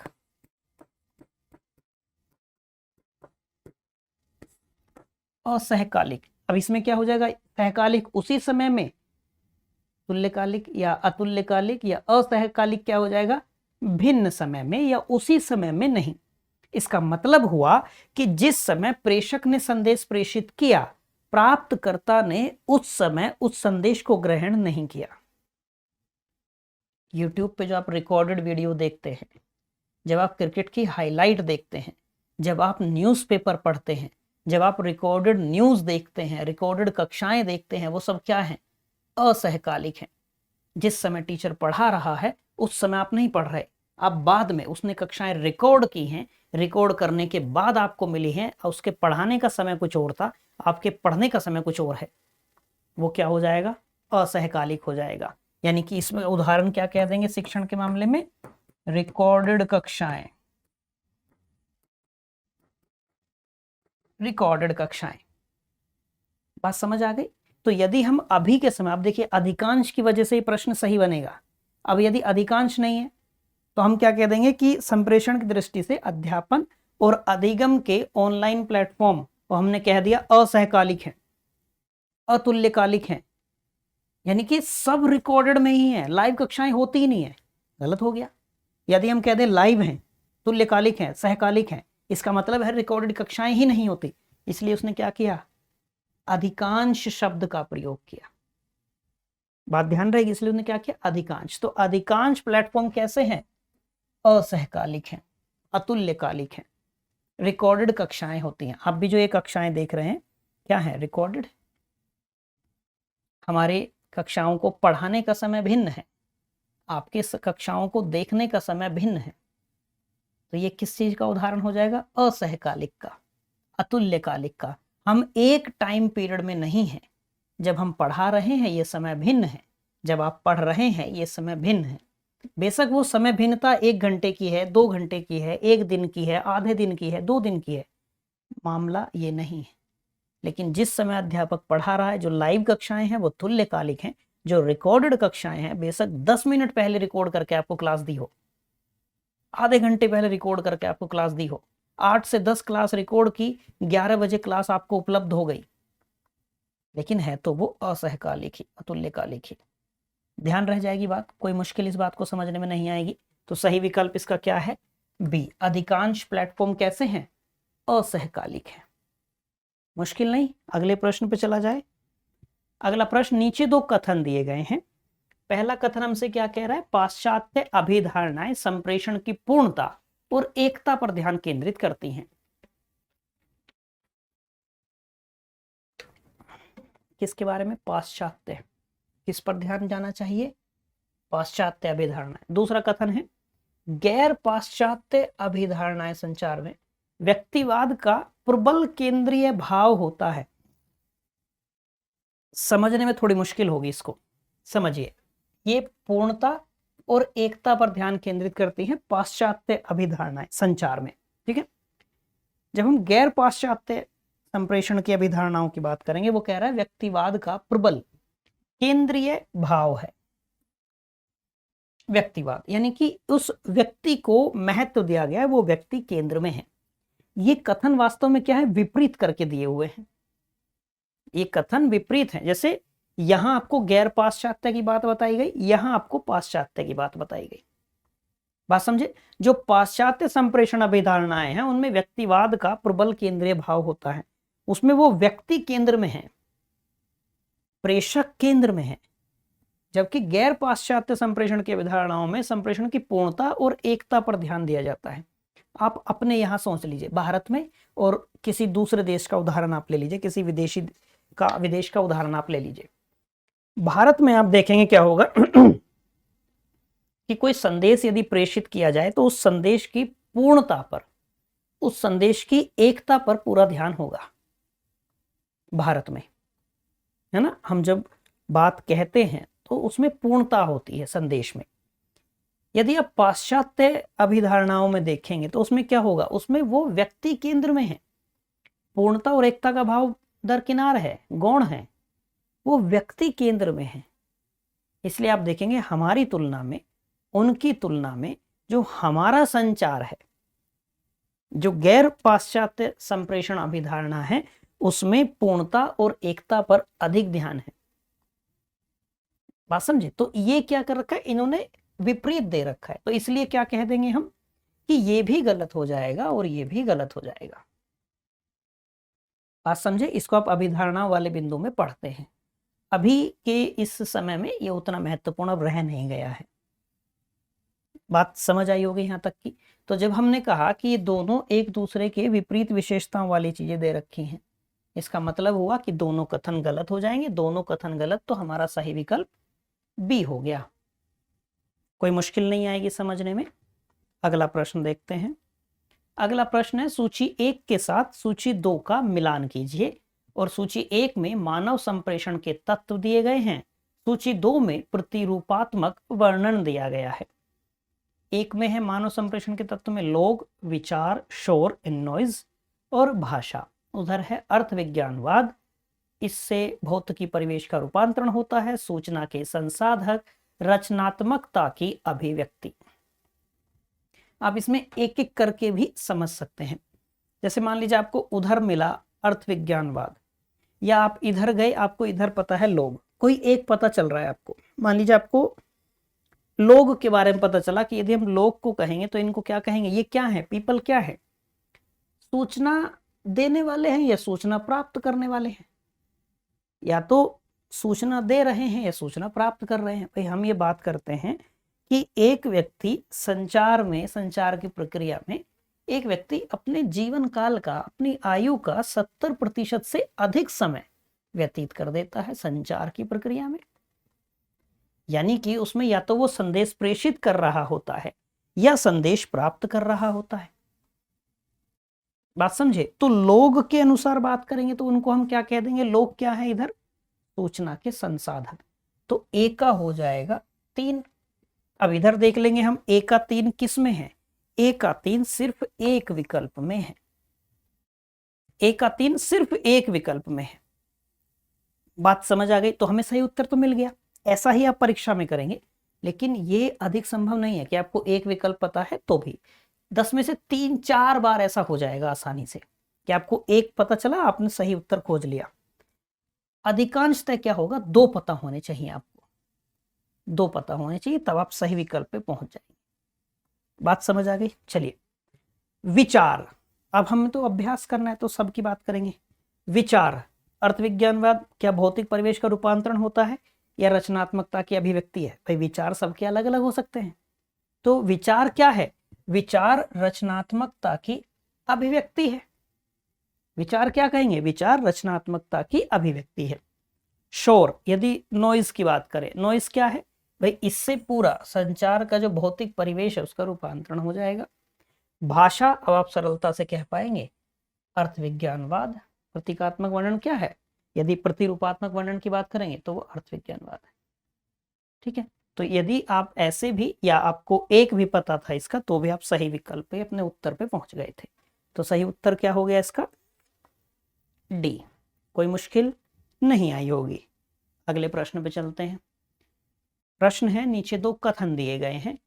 पहला कथन कहता है, लोगों द्वारा संप्रेषणात्मक भाषा का प्रयोग सहानुभूति प्राप्त करने, सहयात्रियों को दरकिनार करने, शत्रुओं को तुष्ट करने या उन्हें विचलित करने और मित्रों को सुख प्रदान करने के लिए किया जाता है।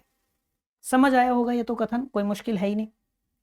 दूसरा, संप्रेषण के उपकरण के रूप में भाषा भावनात्मक बोझ, ध्रुवीय शब्दों और काल्पनिक अवधारणाओं से ग्रस्त होती है।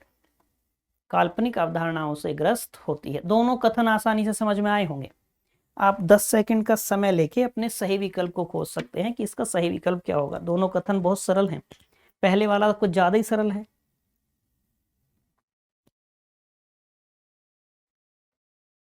सहयात्रियों को दरकिनार करने, शत्रुओं को तुष्ट करने, या हम कह दें कि शत्रुओं को तुष्ट करना हो या विचलित करने के लिए भी, अपने मित्रों को सुख देने के लिए, खुशी देने के लिए किया जाता है।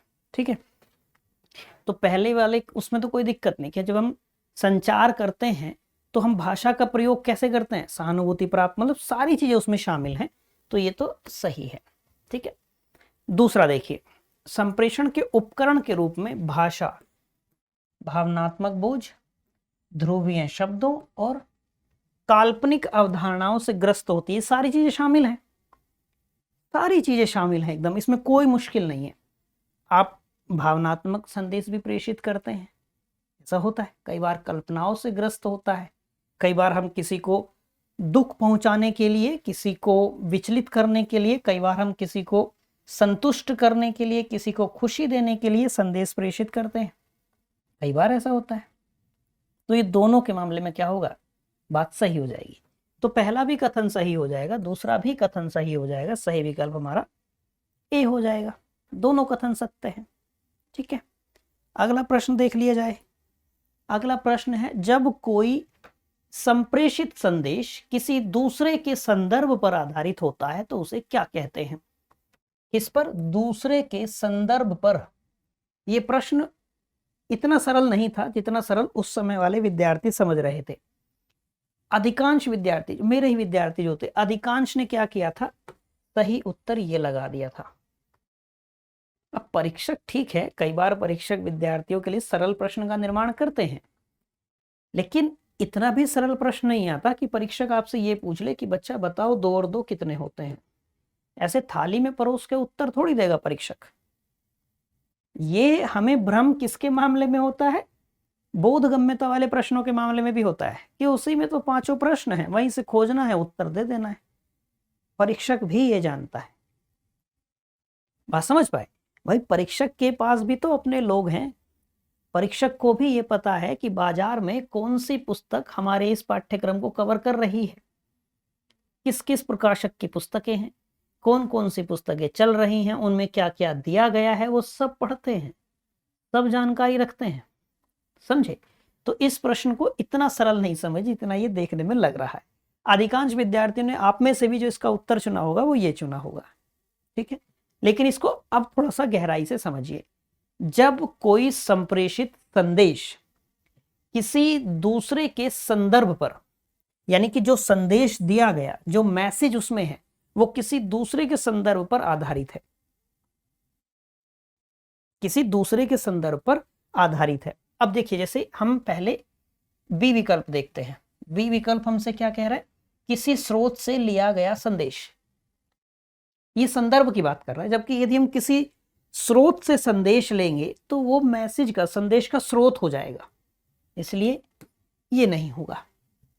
ठीक है, जब हम संदर्भित संदेश की बात करते हैं, संदर्भित संदेश का मतलब क्या हुआ कि जैसे हमने महात्मा गांधी की किसी बात का संदर्भ लिया, हमने किसी लेखक की पुस्तक का संदर्भ लिया, हमने किसी की कविता का संदर्भ लिया, तो जब हम कविता से या किसी भी चीज से संदर्भ लेंगे तो उसमें वो संदेश आएगा ना, वास्तविकता में आएगा ना। जब महात्मा गांधी का कोई कथन कोट करते हैं, कई बार हम ये कहते हैं कि महात्मा गांधी के विचारों में, महात्मा गांधी के अनुसार, हमने कहा कि भाई जेबी वॉटसन के अनुसार, जो मनोविज्ञान में व्यवहारवाद के जनक हैं, हमने उनकी बात की कि भाई उनके अनुसार।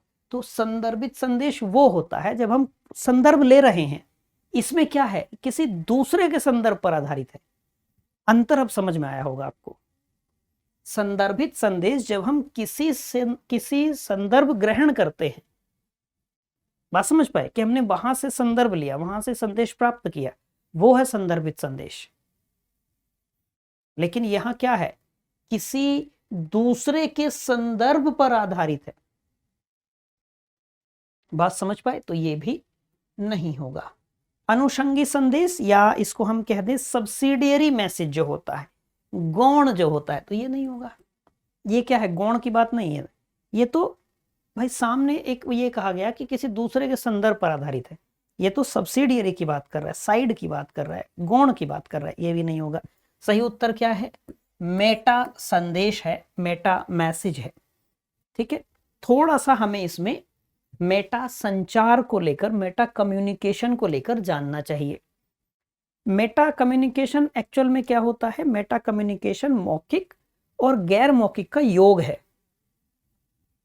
मौखिक और गैर मौखिक का योग है।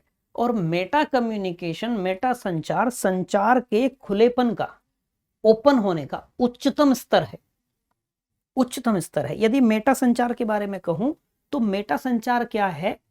संचार के बारे में, संचार की जो प्रक्रिया है वो मेटा संचार है।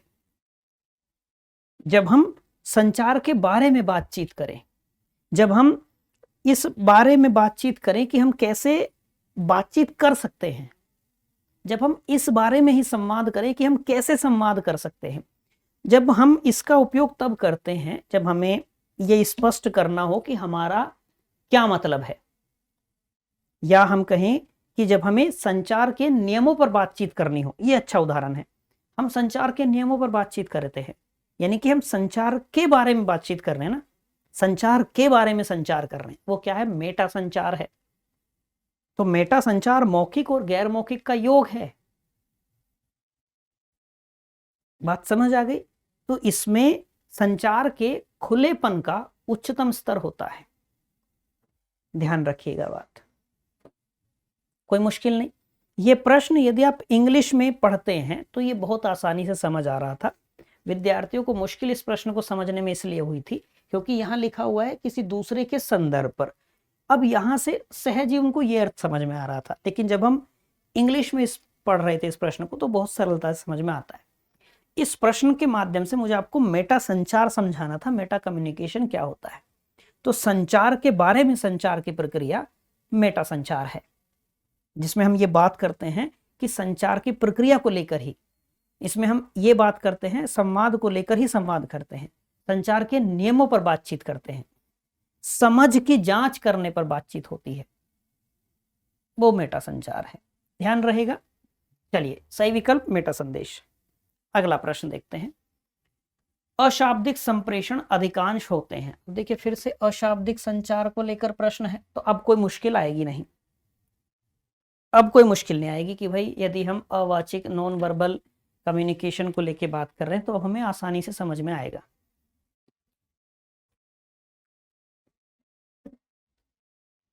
पहला विकल्प हमसे क्या कह रहा है कि अशाब्दिक संप्रेषण वर्णनात्मक होता है, डेस्क्रिप्टिव है, आक्रामक है, अनैच्छिक है, सांदर्भिक है, सांकेतिक है। मान लीजिए आपको ये नहीं समझ में आ रहा, ये भी नहीं समझ में आ रहा, ये भी नहीं समझ में आ रहा, तीसरा भी सांदर्भिक है। भाई संदर्भ, उसी संदर्भ में बात होती है, हमने अभी बात की थी, तो क्या कहेंगे कि हाँ सांदर्भिक होता है, हमने बात की थी। अच्छा, सांकेतिक है तो आसानी से कहेंगे कि हाँ सांकेतिक भी होता है, यानी कि चौथा और पांचवा सही है। अब देखिए, इसमें 5 है, इसमें 4 है, 4 5 दोनों दिया गया है इसमें, ठीक है। 4 और 5 इसमें भी दिया गया है, इसमें 5 नहीं है, इसमें तो 4 5 दोनों ही नहीं है, इसमें 4 5 दोनों ही नहीं है। अब आपको 2 विकल्प बचे। अब हमें क्या करना होगा, हमें कोई एक और देख लेना होगा। वर्णनात्मक है, मान लीजिए नहीं समझ में आता है। आक्रामक को लेकर बात करें, अनैच्छिक को लेकर बात की जाए। आप सोचिए कि यदि हम अशाब्दिक संचार कर रहे हैं, यदि आप ऐसे सोचिए कि वो क्या वो बहुत डिस्क्रिप्टिव होता है, संकेत में हम ऐसे ही तो बात कर रहे हैं कि हमने थंब ऐसे कर दिया, हमने इमोजी भेज दी, हमने पूरा वर्णन देने की आवश्यकता पड़ी नहीं, हमें पूरा वर्णन देने की आवश्यकता नहीं पड़ी ना, तभी तो हम संकेत में आ गए, तभी तो हम कूट में आ गए। कोई व्यक्ति नहीं हमने नियुक्त किया पेट्रोल पंप पे कि बताते रहना मोबाइल का प्रयोग वर्जित है, सिगरेट पीना मना है, कोई व्यक्ति नहीं खड़ा वहां पे। बिजली के खंबे के पास या ट्रांसफार्मर के पास हमने एक रेड कलर का वो खतरे का निशान बना दिया, अब वहां कोई व्यक्ति नियुक्त नहीं है कि भाई तुम सबको ये बताते रहना कि यहाँ खतरा है, यहाँ खतरा है, यहाँ खतरा है, हाई वोल्टेज है, दूर रहे, कोई नहीं है। लेकिन संदेश प्रेषित हो रहा है, तो डेस्क्रिप्टिव तो नहीं होता। बात समझ आ गई। जैसे ही आप एक हटाएंगे तो ये एक हट गया, ये भी हट गया। सही विकल्प आपको क्या मिल गया, 3 4 और 5। हाँ, अनैच्छिक होता है।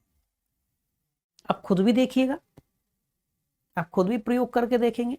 क्या आक्रामक होता है? नहीं, तो कोई बात ही नहीं आक्रामक होने जैसी, तो आक्रामक होने जैसी तो कोई बात ही नहीं है। आप देखेंगे कई बार स्वतः ही जब आप बात कर रहे होते हैं, संचार की प्रक्रिया में होते हैं, तो आप अपने शरीर की भाषा का प्रयोग कर रहे होते हैं और आपको ये नहीं पता होता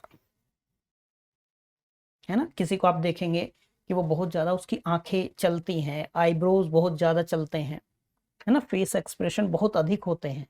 आप उनसे कहिए कि ये फेस एक्सप्रेशन आप जानबूझ के बनाते हो, तो कहेंगे नहीं, उनको पता भी नहीं होता एक्चुअल में, अनैच्छिक है। बात समझ आई होगी। तो सही विकल्प क्या है, डी। 3 4 और 5 सही है। अगला प्रश्न देख लेते हैं। निम्नलिखित में से कौन से संप्रेषण के संबंध में सही है? संप्रेषण के संबंध में सही पूछा है हमसे।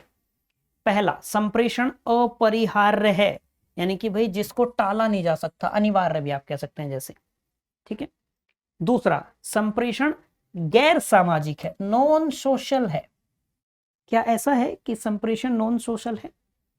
तीसरा, संप्रेषणात्मक अप्रतिवृत्य है, अरिवर्सिबल, वापस नहीं हो सकता, वापस नहीं लिया जा सकता।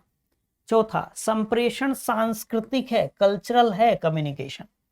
पांचवा, संप्रेषण पूरी तरह वाणिज्यिक है, कमर्शियल है कम्युनिकेशन।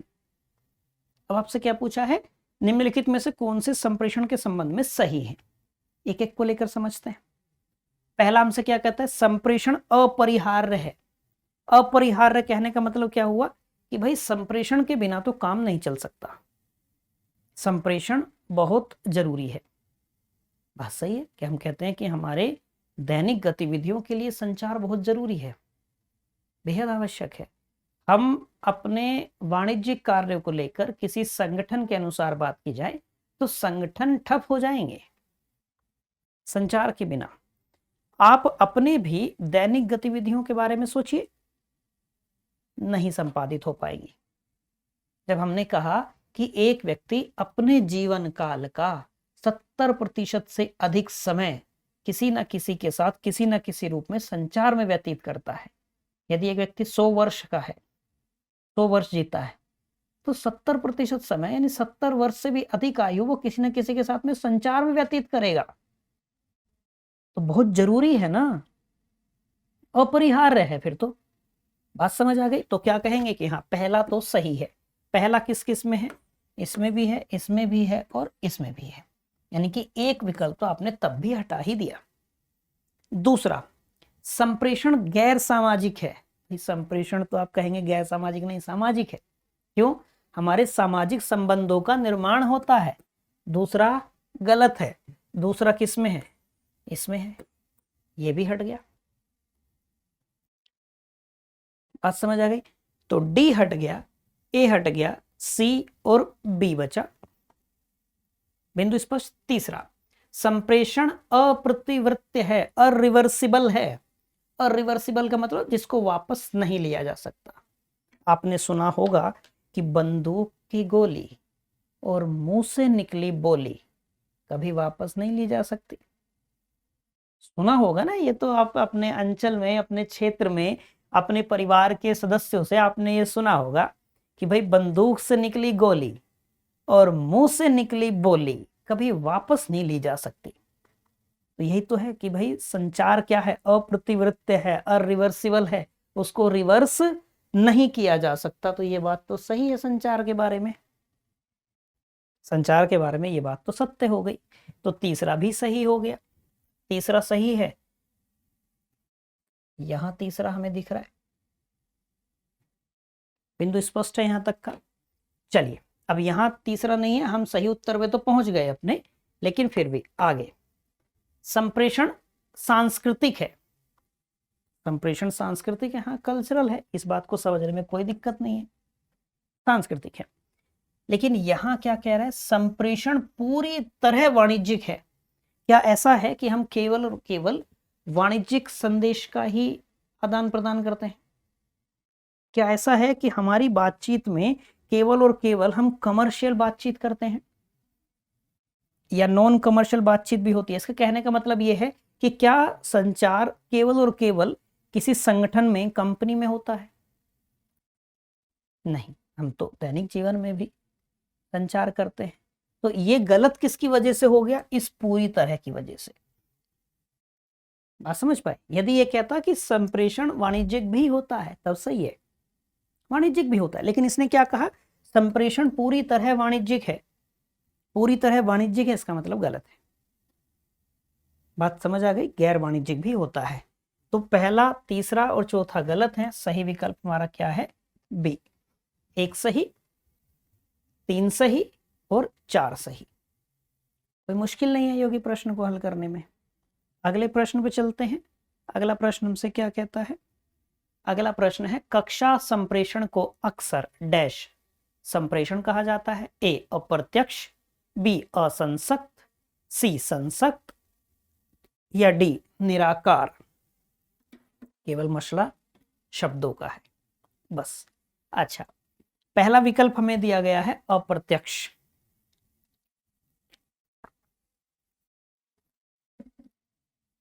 अप्रत्यक्ष का मतलब क्या हुआ?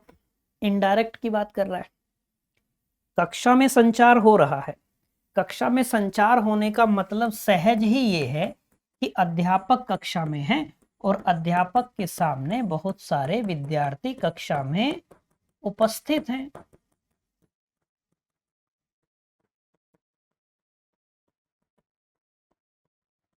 स्वाभाविक है कि भाई एक कक्षा है, उस कक्षा में अध्यापक हैं और विद्यार्थी हैं, और अध्यापक और विद्यार्थियों के मध्य प्रत्यक्ष बातचीत हो रही है, तभी तो वो कक्षा है ना, तभी तो। और जब जब संचार में ये बात आएंगी, शिक्षण अभिवृत्ति में ये बात आएंगी, सामान्यतः ऑफलाइन को लेकर, जो पारंपरिक शिक्षण का तरीका है उसको लेकर बात कही जाती है। जब जब ऑनलाइन की बात आएगी तो विशेष रूप से परीक्षक ऑनलाइन लिख कर देगा, ये ध्यान रखिएगा। जब तक ऑनलाइन लिख के नहीं दे रहा है तब तक परंपरागत शिक्षण को लेकर समझना है, ऑफलाइन मानकर चलना है। अब इसने कहा कक्षा संप्रेषण को अक्सर क्या अप्रत्यक्ष कहा जाता है, इनडायरेक्ट नहीं।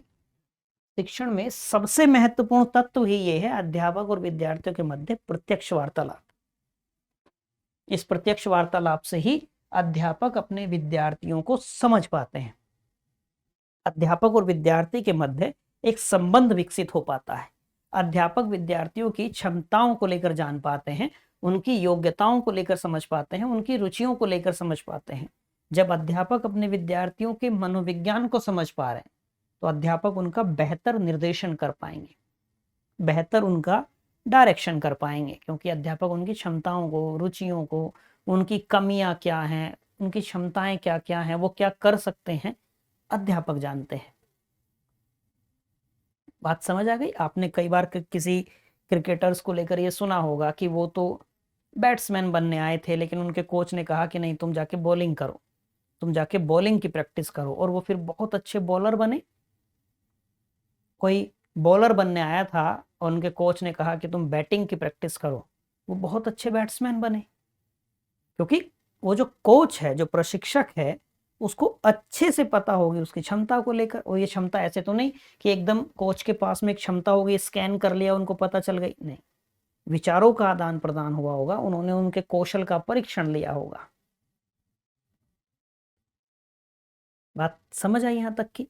तो अप्रत्यक्ष नहीं होगा। असंसक्त, अच्छा उससे पहले निराकार को लेकर। निराकार का मतलब क्या होता है? जिसका कोई आकार नहीं है, जिसका कोई रंग रूप रेख नहीं है, वो निराकार है। तो क्या कक्षा संप्रेषण निराकार होता है? जी नहीं। विद्यार्थी तो उससे हमेशा ही कुछ ना कुछ सीखते हैं। बात समझ आ रही है? अब हमसे ये कह रहा है असंसक्त और संसक्त दो बचते हैं। संसक्त मतलब कोहेसिव आप कह सकते हैं, इसका अर्थ होता है मिला हुआ, या आप कह सकते हैं संबद्ध या सटा हुआ। इसका अर्थ हो जाएगा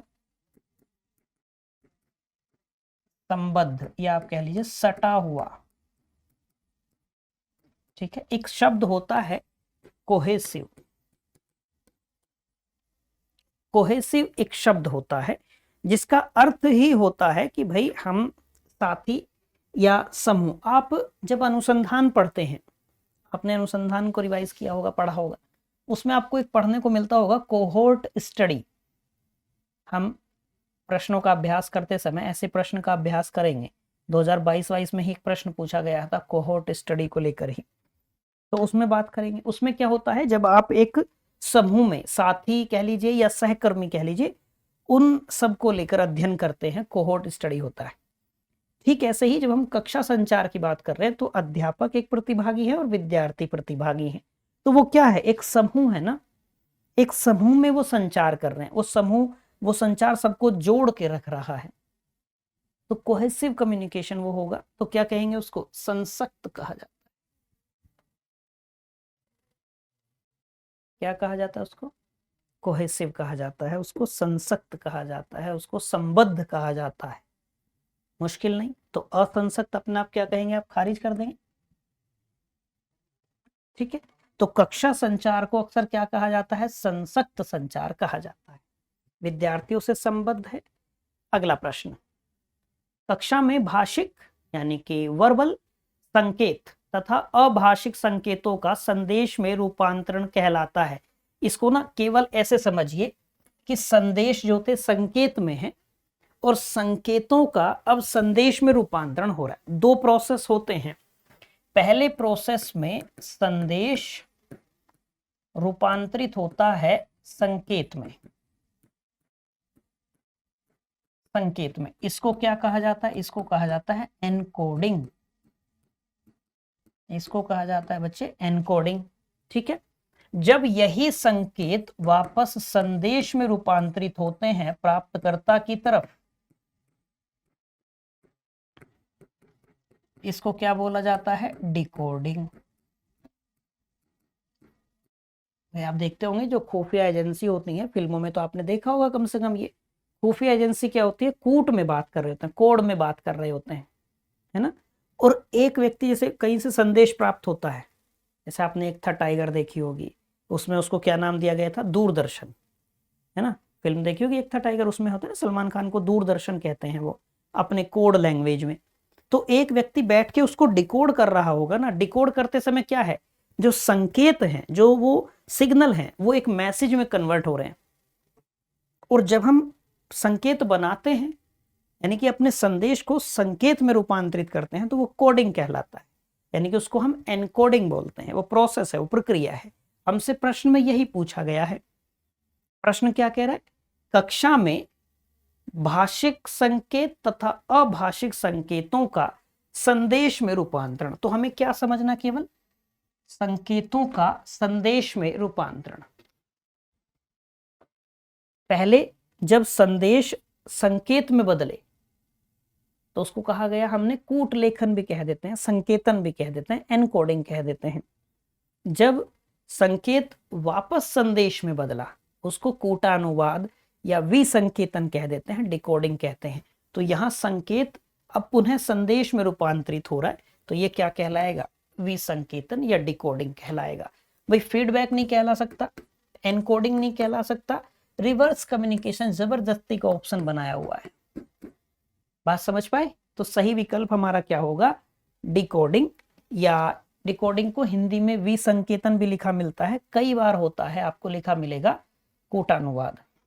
ठीक है, ऐसे ही संकेतन को आपको कई बार लिखा मिलेगा कूट लेखन, कूट लेखन, एनकोडिंग। ठीक है, आगे प्रश्न पे बढ़ते हैं। अगला प्रश्न क्या कहता है? संप्रेषण में परिप्रेक्ष्य ग्रहण निम्नलिखित में से किसकी सहायता करता है? हमें वो परिप्रेक्ष्य समझ में आए, किस परिप्रेक्ष्य में बातचीत चल रही है। ये प्रश्न हम पिछली कक्षा में कर चुके हैं, ऐसा ही थोड़ा सा अलग शब्दों का प्रयोग करके था, जिसमें आपको याद आएगा जनसंचार में प्रतिचयनात्मक प्रक्रिया चयन को लेकर वो प्रश्न था। प्रक्रिया चयन का निर्माण कैसे होता है? ठीक है, हमने अटेंशन को लेकर बात की थी, रिटेंशन को लेकर बात की थी, ऑडियंस के लेवल को लेकर बात की थी। भाई उनकी जो ऑडियंस का माइंडसेट है, उनकी जो क्षमता है, उसको लेकर। तो अब ये वही बात है, वही प्रश्न है। संचार में परिप्रेक्ष्य ग्रहण निम्नलिखित में से किसकी सहायता करता है? व्यवहार परक अनम्यता, खुलापन, सूचना की साझेदारी, विश्वास या गोपनीयता। अनम्यता आप कहिए इनफ्लेक्सिबिलिटी, नम्यता मतलब फ्लेक्सिबिलिटी। नम्यता क्या होती है? फ्लेक्सिबिलिटी। अनम्यता इनफ्लेक्सिबिलिटी, प्रैक्टिकली जो फ्लेक्सिबल ना हो। तो यदि फ्लेक्सिबल नहीं है तो क्या हम वो पूरा परिप्रेक्ष्य ग्रहण कर पाएंगे? यदि कोई व्यक्ति अपनी बात पर रिजिड है कि भाई जो मैंने सीखा है वो सही है, मैं अपने सीखे या अपने प्राप्त ज्ञान में कोई सुधार नहीं करूंगा, तो क्या वो फ्लेक्सिबल है? क्या वो नम्य है? नहीं, वो नम्य नहीं है। उसी को कहा जाएगा अनम्य है, ये इनफ्लेक्सिबल है। समझे? तो यदि हमें परिप्रेक्ष्य ग्रहण करना है तो हमें नम्य होना पड़ेगा, फ्लेक्सिबल होना पड़ेगा। बात समझ आई होगी यहां तक की? तो क्या कह देंगे आप इसको कि नहीं ये गलत हो जाएगा। क्या हो जाएगा? ये गलत हो जाएगा। तो पहला आप हटा दीजिए। जैसे पहला हटाया तो इसमें पहला है, इसमें पहला, यानी कि डी भी नहीं होगा और ए भी नहीं होगा। दूसरा, खुलापन। खुलापन का मतलब क्या हुआ? यदि आप ओपन हैं, जैसे आप कई बार अपनी प्रोफाइल पे लिखते होंगे ना, ओपन टू वर्क, आप कई बार देखते होंगे प्रोफाइल पे लिखा हुआ ओपन टू वर्क, यानी कि कार्य करने के लिए अब मुझे अवसर की आवश्यकता है, मैं काम करने को तैयार हूं, नौकरी की जरूरत है कुल मिलाकर। ठीक ऐसे ही ओपन, इसका खुलेपन का मतलब क्या हुआ? ओपननेस का मतलब क्या हुआ? कि आप चीजों को एक्सेप्ट करने के लिए, आप चीजों को ग्रहण करने के लिए, नई बातें सीखने के लिए, अपने प्राप्त ज्ञान में संशोधन करने के लिए, सुधार करने के लिए तैयार है। दूसरे की बात समझने के लिए आप तैयार हैं, तो क्या होगा? खुलापन होगा, यानी कि दूसरा होगा सही। इसमें दूसरा है नहीं तो ये भी हट जाएगा। सही विकल्प हमारा क्या हो गया? 2, 3 और 4। अब हमें बाकी भी देखने हैं क्योंकि हम अभ्यास कर रहे हैं। सूचना की साझेदारी, भाई आप सूचना प्राप्त करेंगे, सूचना प्रेषित भी करेंगे, तो ये परिप्रेक्ष्य ग्रहण करने में आपकी मदद करेगा। चौथा, विश्वास, ये बात एकदम ठीक है। यदि आपको प्राप्त कर, वही बात है जैसे कई बार हमारे अध्यापक कहते थे शुरुआती स्तर, प्राथमिक स्तर पर, कि हम अध्यापक हम एक चिकित्सक के पास जाकर ठीक हो जाते हैं। क्यों? कहीं ना कहीं इस मामले में हमारा विश्वास भी काम कर रहा होता है। हम घर पर रहते हैं और बीमार हैं, तो हो सकता है हमारा मन घबरा रहा हो, हमें डर लग रहा हो, हम बहुत ज्यादा पैनिक हो रहे हों, लेकिन जैसे ही हम डॉक्टर के पास गए तो हम एकदम निश्चिंत हो जाते हैं कि अब तो कुछ नहीं होगा, अब तो बच जाएंगे, इसके पास आ गए हैं, ये बचा लेगा हमको, है ना। और डॉक्टर हमको दवाई देता है, हम ठीक हो जाते हैं। विश्वास है, वहां ट्रस्ट का मामला है कि हमें पता है ये व्यक्ति हमें बचा लेगा। आप ये सोच के जाइए कि यार इस डॉक्टर की ना दवाइयां हमको लगती नहीं है, होता है ना, इसकी दवाइयां हमें सूट नहीं करती, हम ठीक नहीं होते, वो सूट करेंगे ही नहीं, ये है मामला कि वो सूट ही नहीं करेंगे फिर। तो विश्वास, यदि आपको संचार में वो पूरा परिप्रेक्ष्य ग्रहण करना है तो आपको प्रेषक पर, संचार में इस प्रक्रिया में जितने लोग भागीदार हैं उन पर विश्वास तो करना होगा। जो सूचना साझा की गई है उस पर विश्वास करना होगा, यानी कि विश्वास सही हो जाएगा। अगला, प्राइवेसी हटा दीजिए। यदि गोपनीयता रही तो आप पूरा परिप्रेक्ष्य ग्रहण ही नहीं कर पाएंगे, समझ ही नहीं पाएंगे। ये बात हमने वहां भी सीखी थी चयनात्मक प्रक्रिया वाले में, पिछली कक्षा में। ठीक है, समझ पाए? तो दूसरा सही है, तीसरा भी सही है और चौथा भी सही है। सही विकल्प हमारा बी है। 2 सही, 3 सही और 4 भी सही। कोई मुश्किल इस प्रश्न को हल करने में किसी को नहीं आई होगी संभवतः। अगला प्रश्न, नीचे 2 कथन दिए गए हैं। पहला वही कथन कारण वाला प्रश्न है। पहला कथन आपसे कहता है शिक्षकों से सकारात्मक प्रतिपुष्टि, पॉजिटिव फीडबैक विद्यार्थियों को अभिप्रेरित करने के लिए अनिवार्य होता है। बात ठीक है। अब हम क्या करेंगे, क्योंकि लगाकर पढ़ेंगे। क्योंकि विद्यार्थियों की लगातार आलोचना उनके ज्ञान की इच्छा में सकारात्मक परिणाम को महसूस कराने की सर्वोत्तम विधि है। क्या ऐसा होगा कि यदि अध्यापक विद्यार्थी को बार बार टोक रहे हो, अरे तुमसे नहीं होगा, तुम एकदम गधे हो, तुम्हारी बुद्धि में ये बात घुसती नहीं है, तुम्हें समझ में ही नहीं आता है, तुम कैसे करोगे। अगर अध्यापक बार बार विद्यार्थियों को टोक रहे हो तो ऐसा हो सकता है कि विद्यार्थी की लगातार आलोचना से विद्यार्थी के अंदर सीखने की जो इच्छा है वो खत्म हो जाए, विद्यार्थी को उन अध्यापक की कक्षाओं में रुचि ना आए, ये हो सकता है, इसकी प्रबल संभावनाएं होती हैं। बात समझ आई? तो पहले हम देखें कि शिक्षकों से सकारात्मक प्रतिपुष्टि विद्यार्थियों को मोटिवेट करने के लिए अनिवार्य है। ये बात एकदम ठीक है और इसीलिए अध्यापक करते भी हैं। इसको हम प्रबलन का सिद्धांत भी कहते हैं। एक व्यक्ति थे क्लार्क एल हल, उन्होंने 1915 में यह सिद्धांत दिया था कि अध्यापक द्वारा विद्यार्थियों की कही कि यदि विद्यार्थी ने कोई वांछित व्यवहार ऐसा किया है कि उसकी तारीफ होनी चाहिए, प्रशंसा योग्य व्यवहार है, तो अध्यापकों को एकदम खुले मन से उसकी प्रशंसा करनी चाहिए।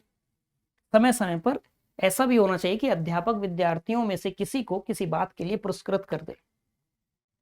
वो सब क्या है, विद्यार्थियों को मोटिवेट करेगा सीखने के लिए और बेहतर प्रदर्शन करने के लिए। तो अध्यापकों का जो पॉजिटिव फीडबैक है ना, वो बच्चों के लिए बहुत मायने रखता है, तो वो विद्यार्थियों को मोटिवेट करने के लिए बहुत जरूरी है। अब इसने कारण दिया है, यदि हम कारण को अलग से ही पढ़ें, विद्यार्थियों की लगातार आलोचना उनके ज्ञान की इच्छा में सकारात्मक परिणाम नहीं लाती, नकारात्मक परिणाम लाएगी। विद्यार्थियों को आलोचना किसी को भी सुन के अच्छा नहीं लगता, अपनी आलोचना किसी को भी सुन के अच्छा नहीं लगेगा। तो ये क्या है, ये गलत ही है, कारण ही गलत है, कारण ही गलत है। तो कथन सही है, कारण गलत है। सही विकल्प हमारा सी हो जाएगा, कथन सही, कारण गलत। कोई मुश्किल इस बात को समझने में?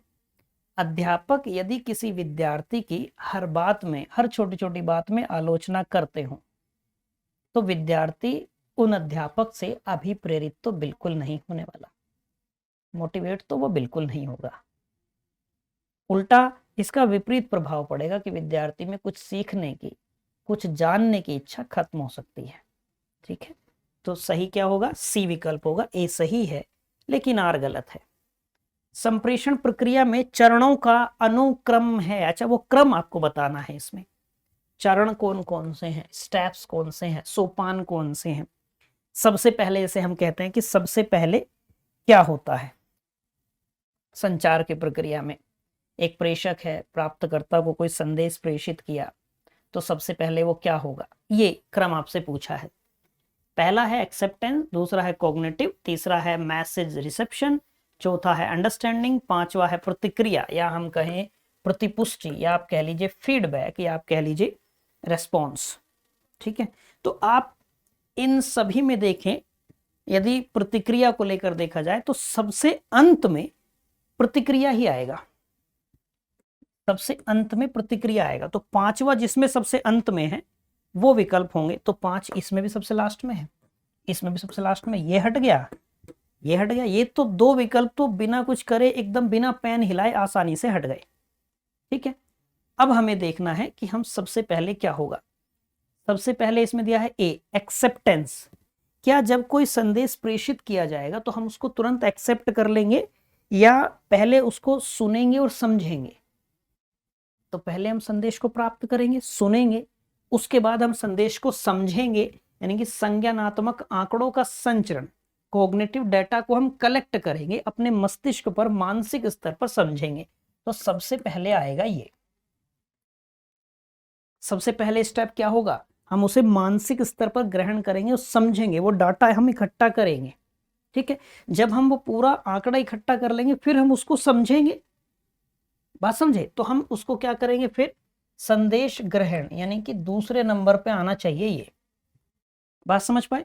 उसके बाद में हम उसके बारे में बेहतर समझ का निर्माण कर पाएंगे, उसके बारे में बाद में हम बेहतर समझ का निर्माण कर पाएंगे, फिर हमारे ऊपर निर्भर होगा कि हम उसे स्वीकार करेंगे या अस्वीकार करेंगे।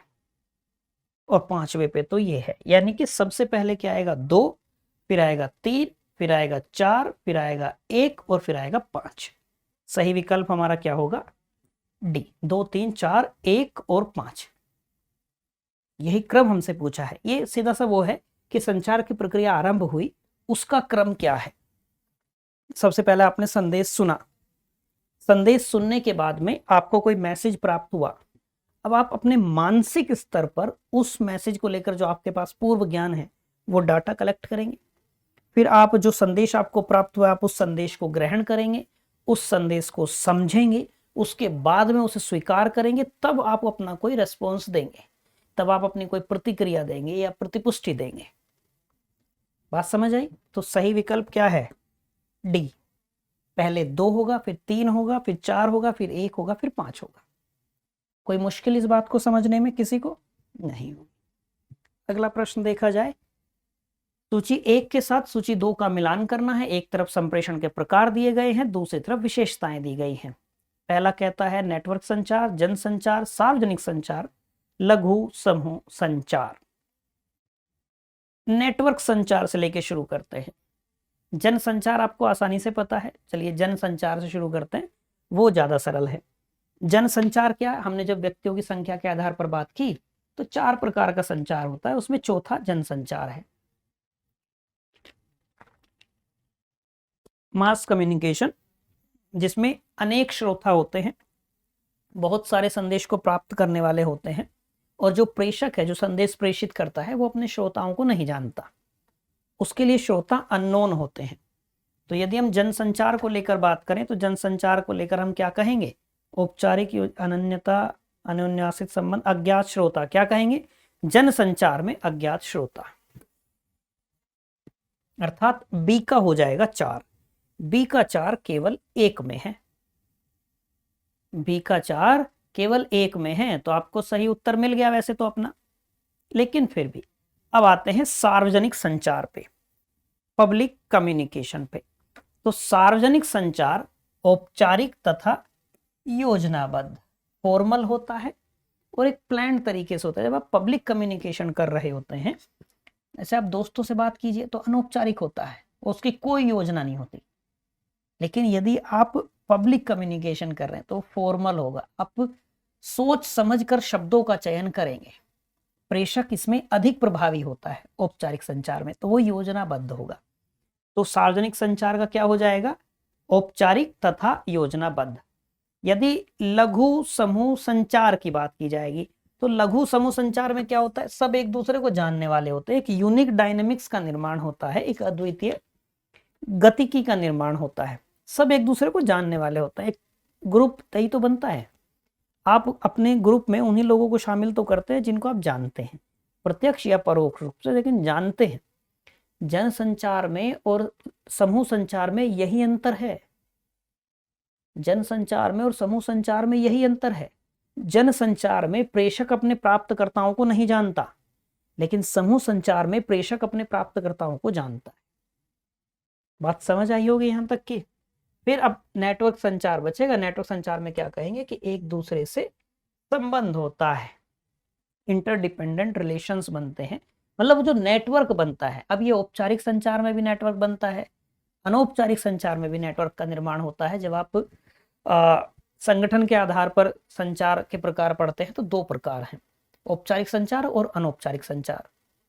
ठीक है, औपचारिक संचार नेटवर्क आप पढ़ते हैं, फिर अनौपचारिक संचार नेटवर्क आप पढ़ते हैं, जिसमें आप एकल श्रृंखला नेटवर्क पढ़ेंगे, गुच्छ नेटवर्क आप पढ़ेंगे, वी आकार का उल्टा वी आकार का नेटवर्क पढ़ते हैं, वाई आकार का नेटवर्क आप पढ़ते हैं, है ना, होल नेटवर्क आप पढ़ते हैं, होल कम्युनिकेशन नेटवर्क आप पढ़ते हैं, सर्कल नेटवर्क आप पढ़ते हैं, वो सब संचार नेटवर्क है। ठीक है, गॉसिप नेटवर्क आप पढ़ते हैं। तो औपचारिक अनौपचारिक संचार नेटवर्क में आप ये पढ़ते हैं, तो आप पाएंगे उसमें क्या है, अन्योन्याश्रित संबंध, इंटरडिपेंडेंट रिलेशन, याद रखिएगा। बात समझ पाए। तो आपका ए का 3 है, ए का 3 भी केवल एक में ही दिया गया है। आपको किसी भी एक का पता होता तो भी आप सही जवाब कर लेते इसका, समझ पाए, किसी भी एक का पता होता तो सही विकल्प क्या हो गया, बी। अगला प्रश्न है, निम्नलिखित में से कौन संचार की भौतिक बाधा है। फिजिकल बैरियर को लेकर प्रश्न बना है। फिजिकल बैरियर को लेकर, फिजिकल बैरियर में आप सोच सकते हैं कि जो भी भौतिक रूप से संचार की प्रक्रिया को बाधित कर रहा है। आप मीटिंग में बैठे हैं, एक व्यक्ति है बीच बीच में चाय कॉफी लेके आ रहा है, आप कक्षा में पढ़ा रहे हैं, आगे डेस्क पे बैठा हुआ एक बच्चा डेस्क में बार बार पेन मार रहा है, बाधा है। आपका सर दर्द कर रहा है, पेट दर्द कर रहा है, बुखार है, आपको तबीयत खराब है, भौतिक बाधा है। बात समझे। या कोई अन्य ऐसी भौतिक बाधा हो जाए, तो आपसे भौतिक बाधा को लेकर पूछा है। इसने पहला दिया सांस्कृतिक भिन्नता, ये तो यदि कल्चरल लेवल पर डिफरेंस है तो ये फिजिकल बैरियर नहीं है। अनवधान, अटेंशन यदि ना हो तो ये तो मनोवैज्ञानिक बाधा में कहीं अधिक है। शब्दाडंबर, भाषाई बाधा है, जबकि हमसे पूछा है भौतिक बाधा, अस्वस्थता भौतिक बाधा है। यदि आप स्वस्थ नहीं हैं तो आपके द्वारा प्रेषित संदेश ऐसा हो सकता है कि वो वास्तविक अर्थ के साथ प्रेषित ना हो, या आप उचित उपयुक्त अर्थ के साथ में संदेश प्रेषित ना कर पाए। अगला प्रश्न देखिए, कक्षा संचार में शिक्षक द्वारा सृजनात्मकता, सहसंबद्धता और विश्लेषण की क्षमता का प्रदर्शन किस श्रेणी का कौशल कहलाता है। क्या क्या बात, एक तो सृजनात्मकता, सहसंबद्धता, मतलब जब अध्यापक कोरिलेट करके चीजों को पढ़ाते हैं, विश्लेषण, एनालाइज करते हैं जब चीजों को, फिर उनका प्रदर्शन करते हैं। किस श्रेणी का कौशल है, चिंतन कौशल, अभिव्यक्ति कौशल, मीडिया उपयोग कौशल, मानवीय कौशल। एकदम सरल सा प्रश्न है ये। भाई आप सोचिए, क्या ये अभिव्यक्ति कौशल है? अभिव्यक्ति कौशल में विश्लेषण, चिंतन, ये वाली बात नहीं आएंगी। अभिव्यक्ति में तो ये है आप अपनी बात को बहुत अच्छे तरीके से अभिव्यक्त कर पाते हैं, लेकिन अभिव्यक्त करने में सृजनात्मकता होगी, जरूरी नहीं है। सहसंबद्धता होगी, जरूरी नहीं है। विश्लेषण करने की क्षमता होगी, जरूरी नहीं है। आप अपने आप को एक्सप्रेस अच्छे से कर पा रहे हैं, वो बात है बस। तो ये क्या होगा, नहीं। मानवीय कौशल जाने दीजिए, मीडिया उपयोग का कौशल छोड़ दीजिए, क्या होगा, चिंतन कौशल कहलाएगा, है ना, थिंकिंग स्किल कहलाएगा। आप भाई जो सृजनात्मकता है, यानी कि मौलिक कोई विचार आप प्रस्तुत कर पा रहे हैं, किसी बिंदु की मौलिक व्याख्या आप प्रस्तुत कर पा रहे हैं, मौलिकता है, सबकी अलग अलग होगी, तो सृजनात्मकता क्रिएटिविटी है। किसी समस्या का समाधान प्रस्तुत कर पाना, सह संबंधता, चीजों को रिलेट करके पढ़ा पाना, विश्लेषण की क्षमता, एनालाइज कर पाने की जो एबिलिटी है, स्ट्रेंथ है, क्षमता है, वो चिंतन कौशल, थिंकिंग स्किल के ऊपर आप कैसे सोचते हैं अध्यापक। ठीक है, सही विकल्प ए। अगला प्रश्न देखिए, संचार की आवश्यकता क्यों है? कितना सरल सा प्रश्न है। व्हाई वी नीड कम्युनिकेशन, क्यों है हमें संचार की जरूरत? आप पाएंगे जब हमने कहा हम अपने एक जीवन काल का 70% से अधिक समय संचार में व्यतीत करते हैं। आप अपनी दैनिक गतिविधियों के बारे में सोच लीजिए कि हमारी दैनिक गतिविधियां बिना संचार के संभव नहीं हो पाती हैं। ठीक, चलिए, सामाजिक अन्योन्य क्रिया हेतु, आप कहेंगे ठीक है, समाज के साथ में क्रिया करने के लिए, बातचीत करने के लिए, ठीक है। दूसरा है प्रसन्नता के लिए। क्या हमें संचार की आवश्यकता खुश रहने के लिए है? नहीं, संचार का एक बाई प्रोडक्ट एंटरटेनमेंट है। हम खुश होते हैं संचार करके, कई व्यक्तियों से संचार करके हम खुश होते हैं, कई से दुख भी मिलता है। तो क्या ये कह रहा है कि आवश्यकता क्यों है, क्यों जरूरी है हमें संचार? प्रसन्नता के लिए तो नहीं जरूरी है, लेकिन हाँ, सामाजिक अन्योन्य क्रिया के लिए जरूरी है, संदेश को प्रेषित करने के लिए जरूरी है, हम अपने अनुभव साझा करें, किसी के लिए ज्ञान साझा करें, उसके लिए जरूरी है। परंपराओं को बचाने के लिए जरूरी नहीं है। परंपराओं को बचाने के लिए संचार की क्या आवश्यकता है? वो तो परंपराओं को जीवित रखना है, तो उनको अपनाए रखना है, संचार की आवश्यकता तो नहीं है। आने वाली पीढ़ी अनुकरण करके भी सीख लेगी। बात समझ आ गई? लेकिन हमें अपना अनुभव, अपना ज्ञान, अपने मत, अपना विचार, कोई तथ्य, सूचना साझा करने के लिए संचार की आवश्यकता है। हमें कोई संचार, कोई संदेश किसी को भेजने के लिए संचार की प्रक्रिया की आवश्यकता है। हमें समाज के साथ में जुड़े रहने के लिए, हमें अपनी सोशल एक्टिविटीज के लिए संचार की आवश्यकता है। तो क्या होगा? हम कहेंगे पहला सही है, तीसरा सही है और चौथा सही है। सही विकल्प हमारा सी है। सही विकल्प क्या है? सी है। कोई मुश्किल नहीं आएगी। आज का अंतिम प्रश्न देखते हैं। सूची 1 के साथ सूची 2 का मिलान कीजिए। सूची 1 में संचार के प्रकार दिए गए हैं और सूची 2 में कृत प्रकार्य दिए गए हैं, वो काम जो इस संचार में होते हैं। ठीक है, जैसे पहला हमें दिया जन संचार, दूसरा अंतः वैयक्तिक संचार, समूह संचार, अंतर वैयक्तिक संचार। ये चारों प्रकार कौन से हैं? जो हमने बात की, व्यक्तियों की संख्या के आधार पर संचार के कितने प्रकार होते हैं। व्यक्तियों की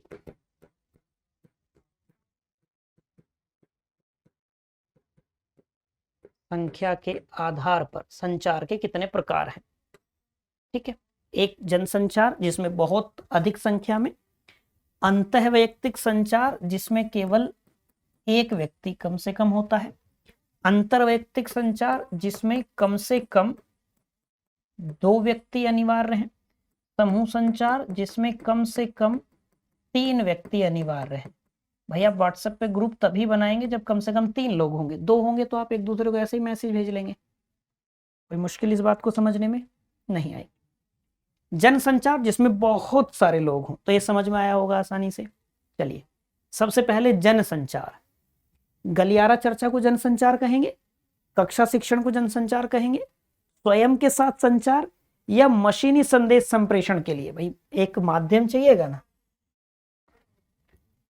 ठीक है, अंतःवैयक्तिक संचार, जब हम खुद से बातचीत करते हैं तो हमें ए का 4 हमको पता चल गया, ए का 4 है, केवल एक में है, हालांकि हमें सही उत्तर मिल गया, लेकिन फिर भी अंतःवैयक्तिक संचार जब हम खुद से बातचीत कर रहे होते हैं, जिसमें एक ही व्यक्ति प्रेषक भी होता है, वही व्यक्ति प्राप्तकर्ता भी होता है। जैसे हम कहते हैं ओ माय गॉड, अरे बाप रे, oh shit, oh no, wow, वो सब क्या है? हम खुद से बातचीत कर रहे हैं, अरे बाप रे, हे भगवान, है ना, ये सब क्या है? खुद से बातचीत। तो अंतःवैयक्तिक संचार स्वयं के साथ संचार के लिए। यदि समूह संचार की बात आएगी, समूह संचार गलियारा चर्चा है या कक्षा शिक्षण है, बताइए। थोड़ा सा भी सोच लेंगे तब भी आपको सही उत्तर मिल जाएगा। अभी हमने कोहोर्ट वाली, एक समूह वाली बात की थी, तो कक्षा शिक्षण क्या होगा? समूह संचार। ठीक है, यदि अंतर व्यक्तिक संचार तो जो हम गलियारे में चर्चा करते हैं, जिसमें हम सबको जान रहे होते हैं, बेशक 2 से अधिक व्यक्ति हो, हमने कहा कम से कम 2 व्यक्ति अनिवार्य हैं, कम से कम 2 व्यक्ति, अधिक तो बहुत सारे हो सकते हैं, लेकिन सबको हम जानते हैं। बात समझ आ गई? तो हमने कहा ए का है 4, हमको वैसे ही मिल गया था, बी का 3, सी का 2, डी का 1, सही विकल्प है हमारा ए। कोई मुश्किल नहीं यहां तक में। तो संचार के आज जो हमने ये प्रश्न देखे हैं, इन प्रश्नों को हल करने में मुझे उम्मीद है कि आपको आनंद आया होगा, आपने कई सारी नई चीजें सीखी होंगी, आपने जो अभ्यास किया, आपने जो प्रश्नों का हल किया होगा, साथ साथ आपके भी बहुत सारे उत्तर सही होंगे। प्रश्न समझने वाला जो कौशल है वो आप धीरे धीरे साथ साथ सीख रहे होंगे, एलिमिनेशन वाले प्रोसेस को आप लोग सीख रहे होंगे, जो कुछ शब्द आते हैं कि जिन शब्दों पर हमें विशेष ध्यान देना होता है, उन शब्दों पर आप समझ रहे होंगे कि ये शब्द जिन पर हमें विशेष ध्यान देना है। कुल मिलाकर अभ्यास करने का जो सही तरीका है वो आप सीख रहे होंगे। आज के लिए इतना ही रखते हैं। पूरी उम्मीद है कि आज के प्रश्न भी आपके लिए लाभदायक रहेंगे, ज्ञानवर्धक रहे ही होंगे। फिर मुलाकात होती है आपसे अगली क्लास में, फिर कुछ नए प्रश्नों के साथ। Till then bye bye, have a nice day.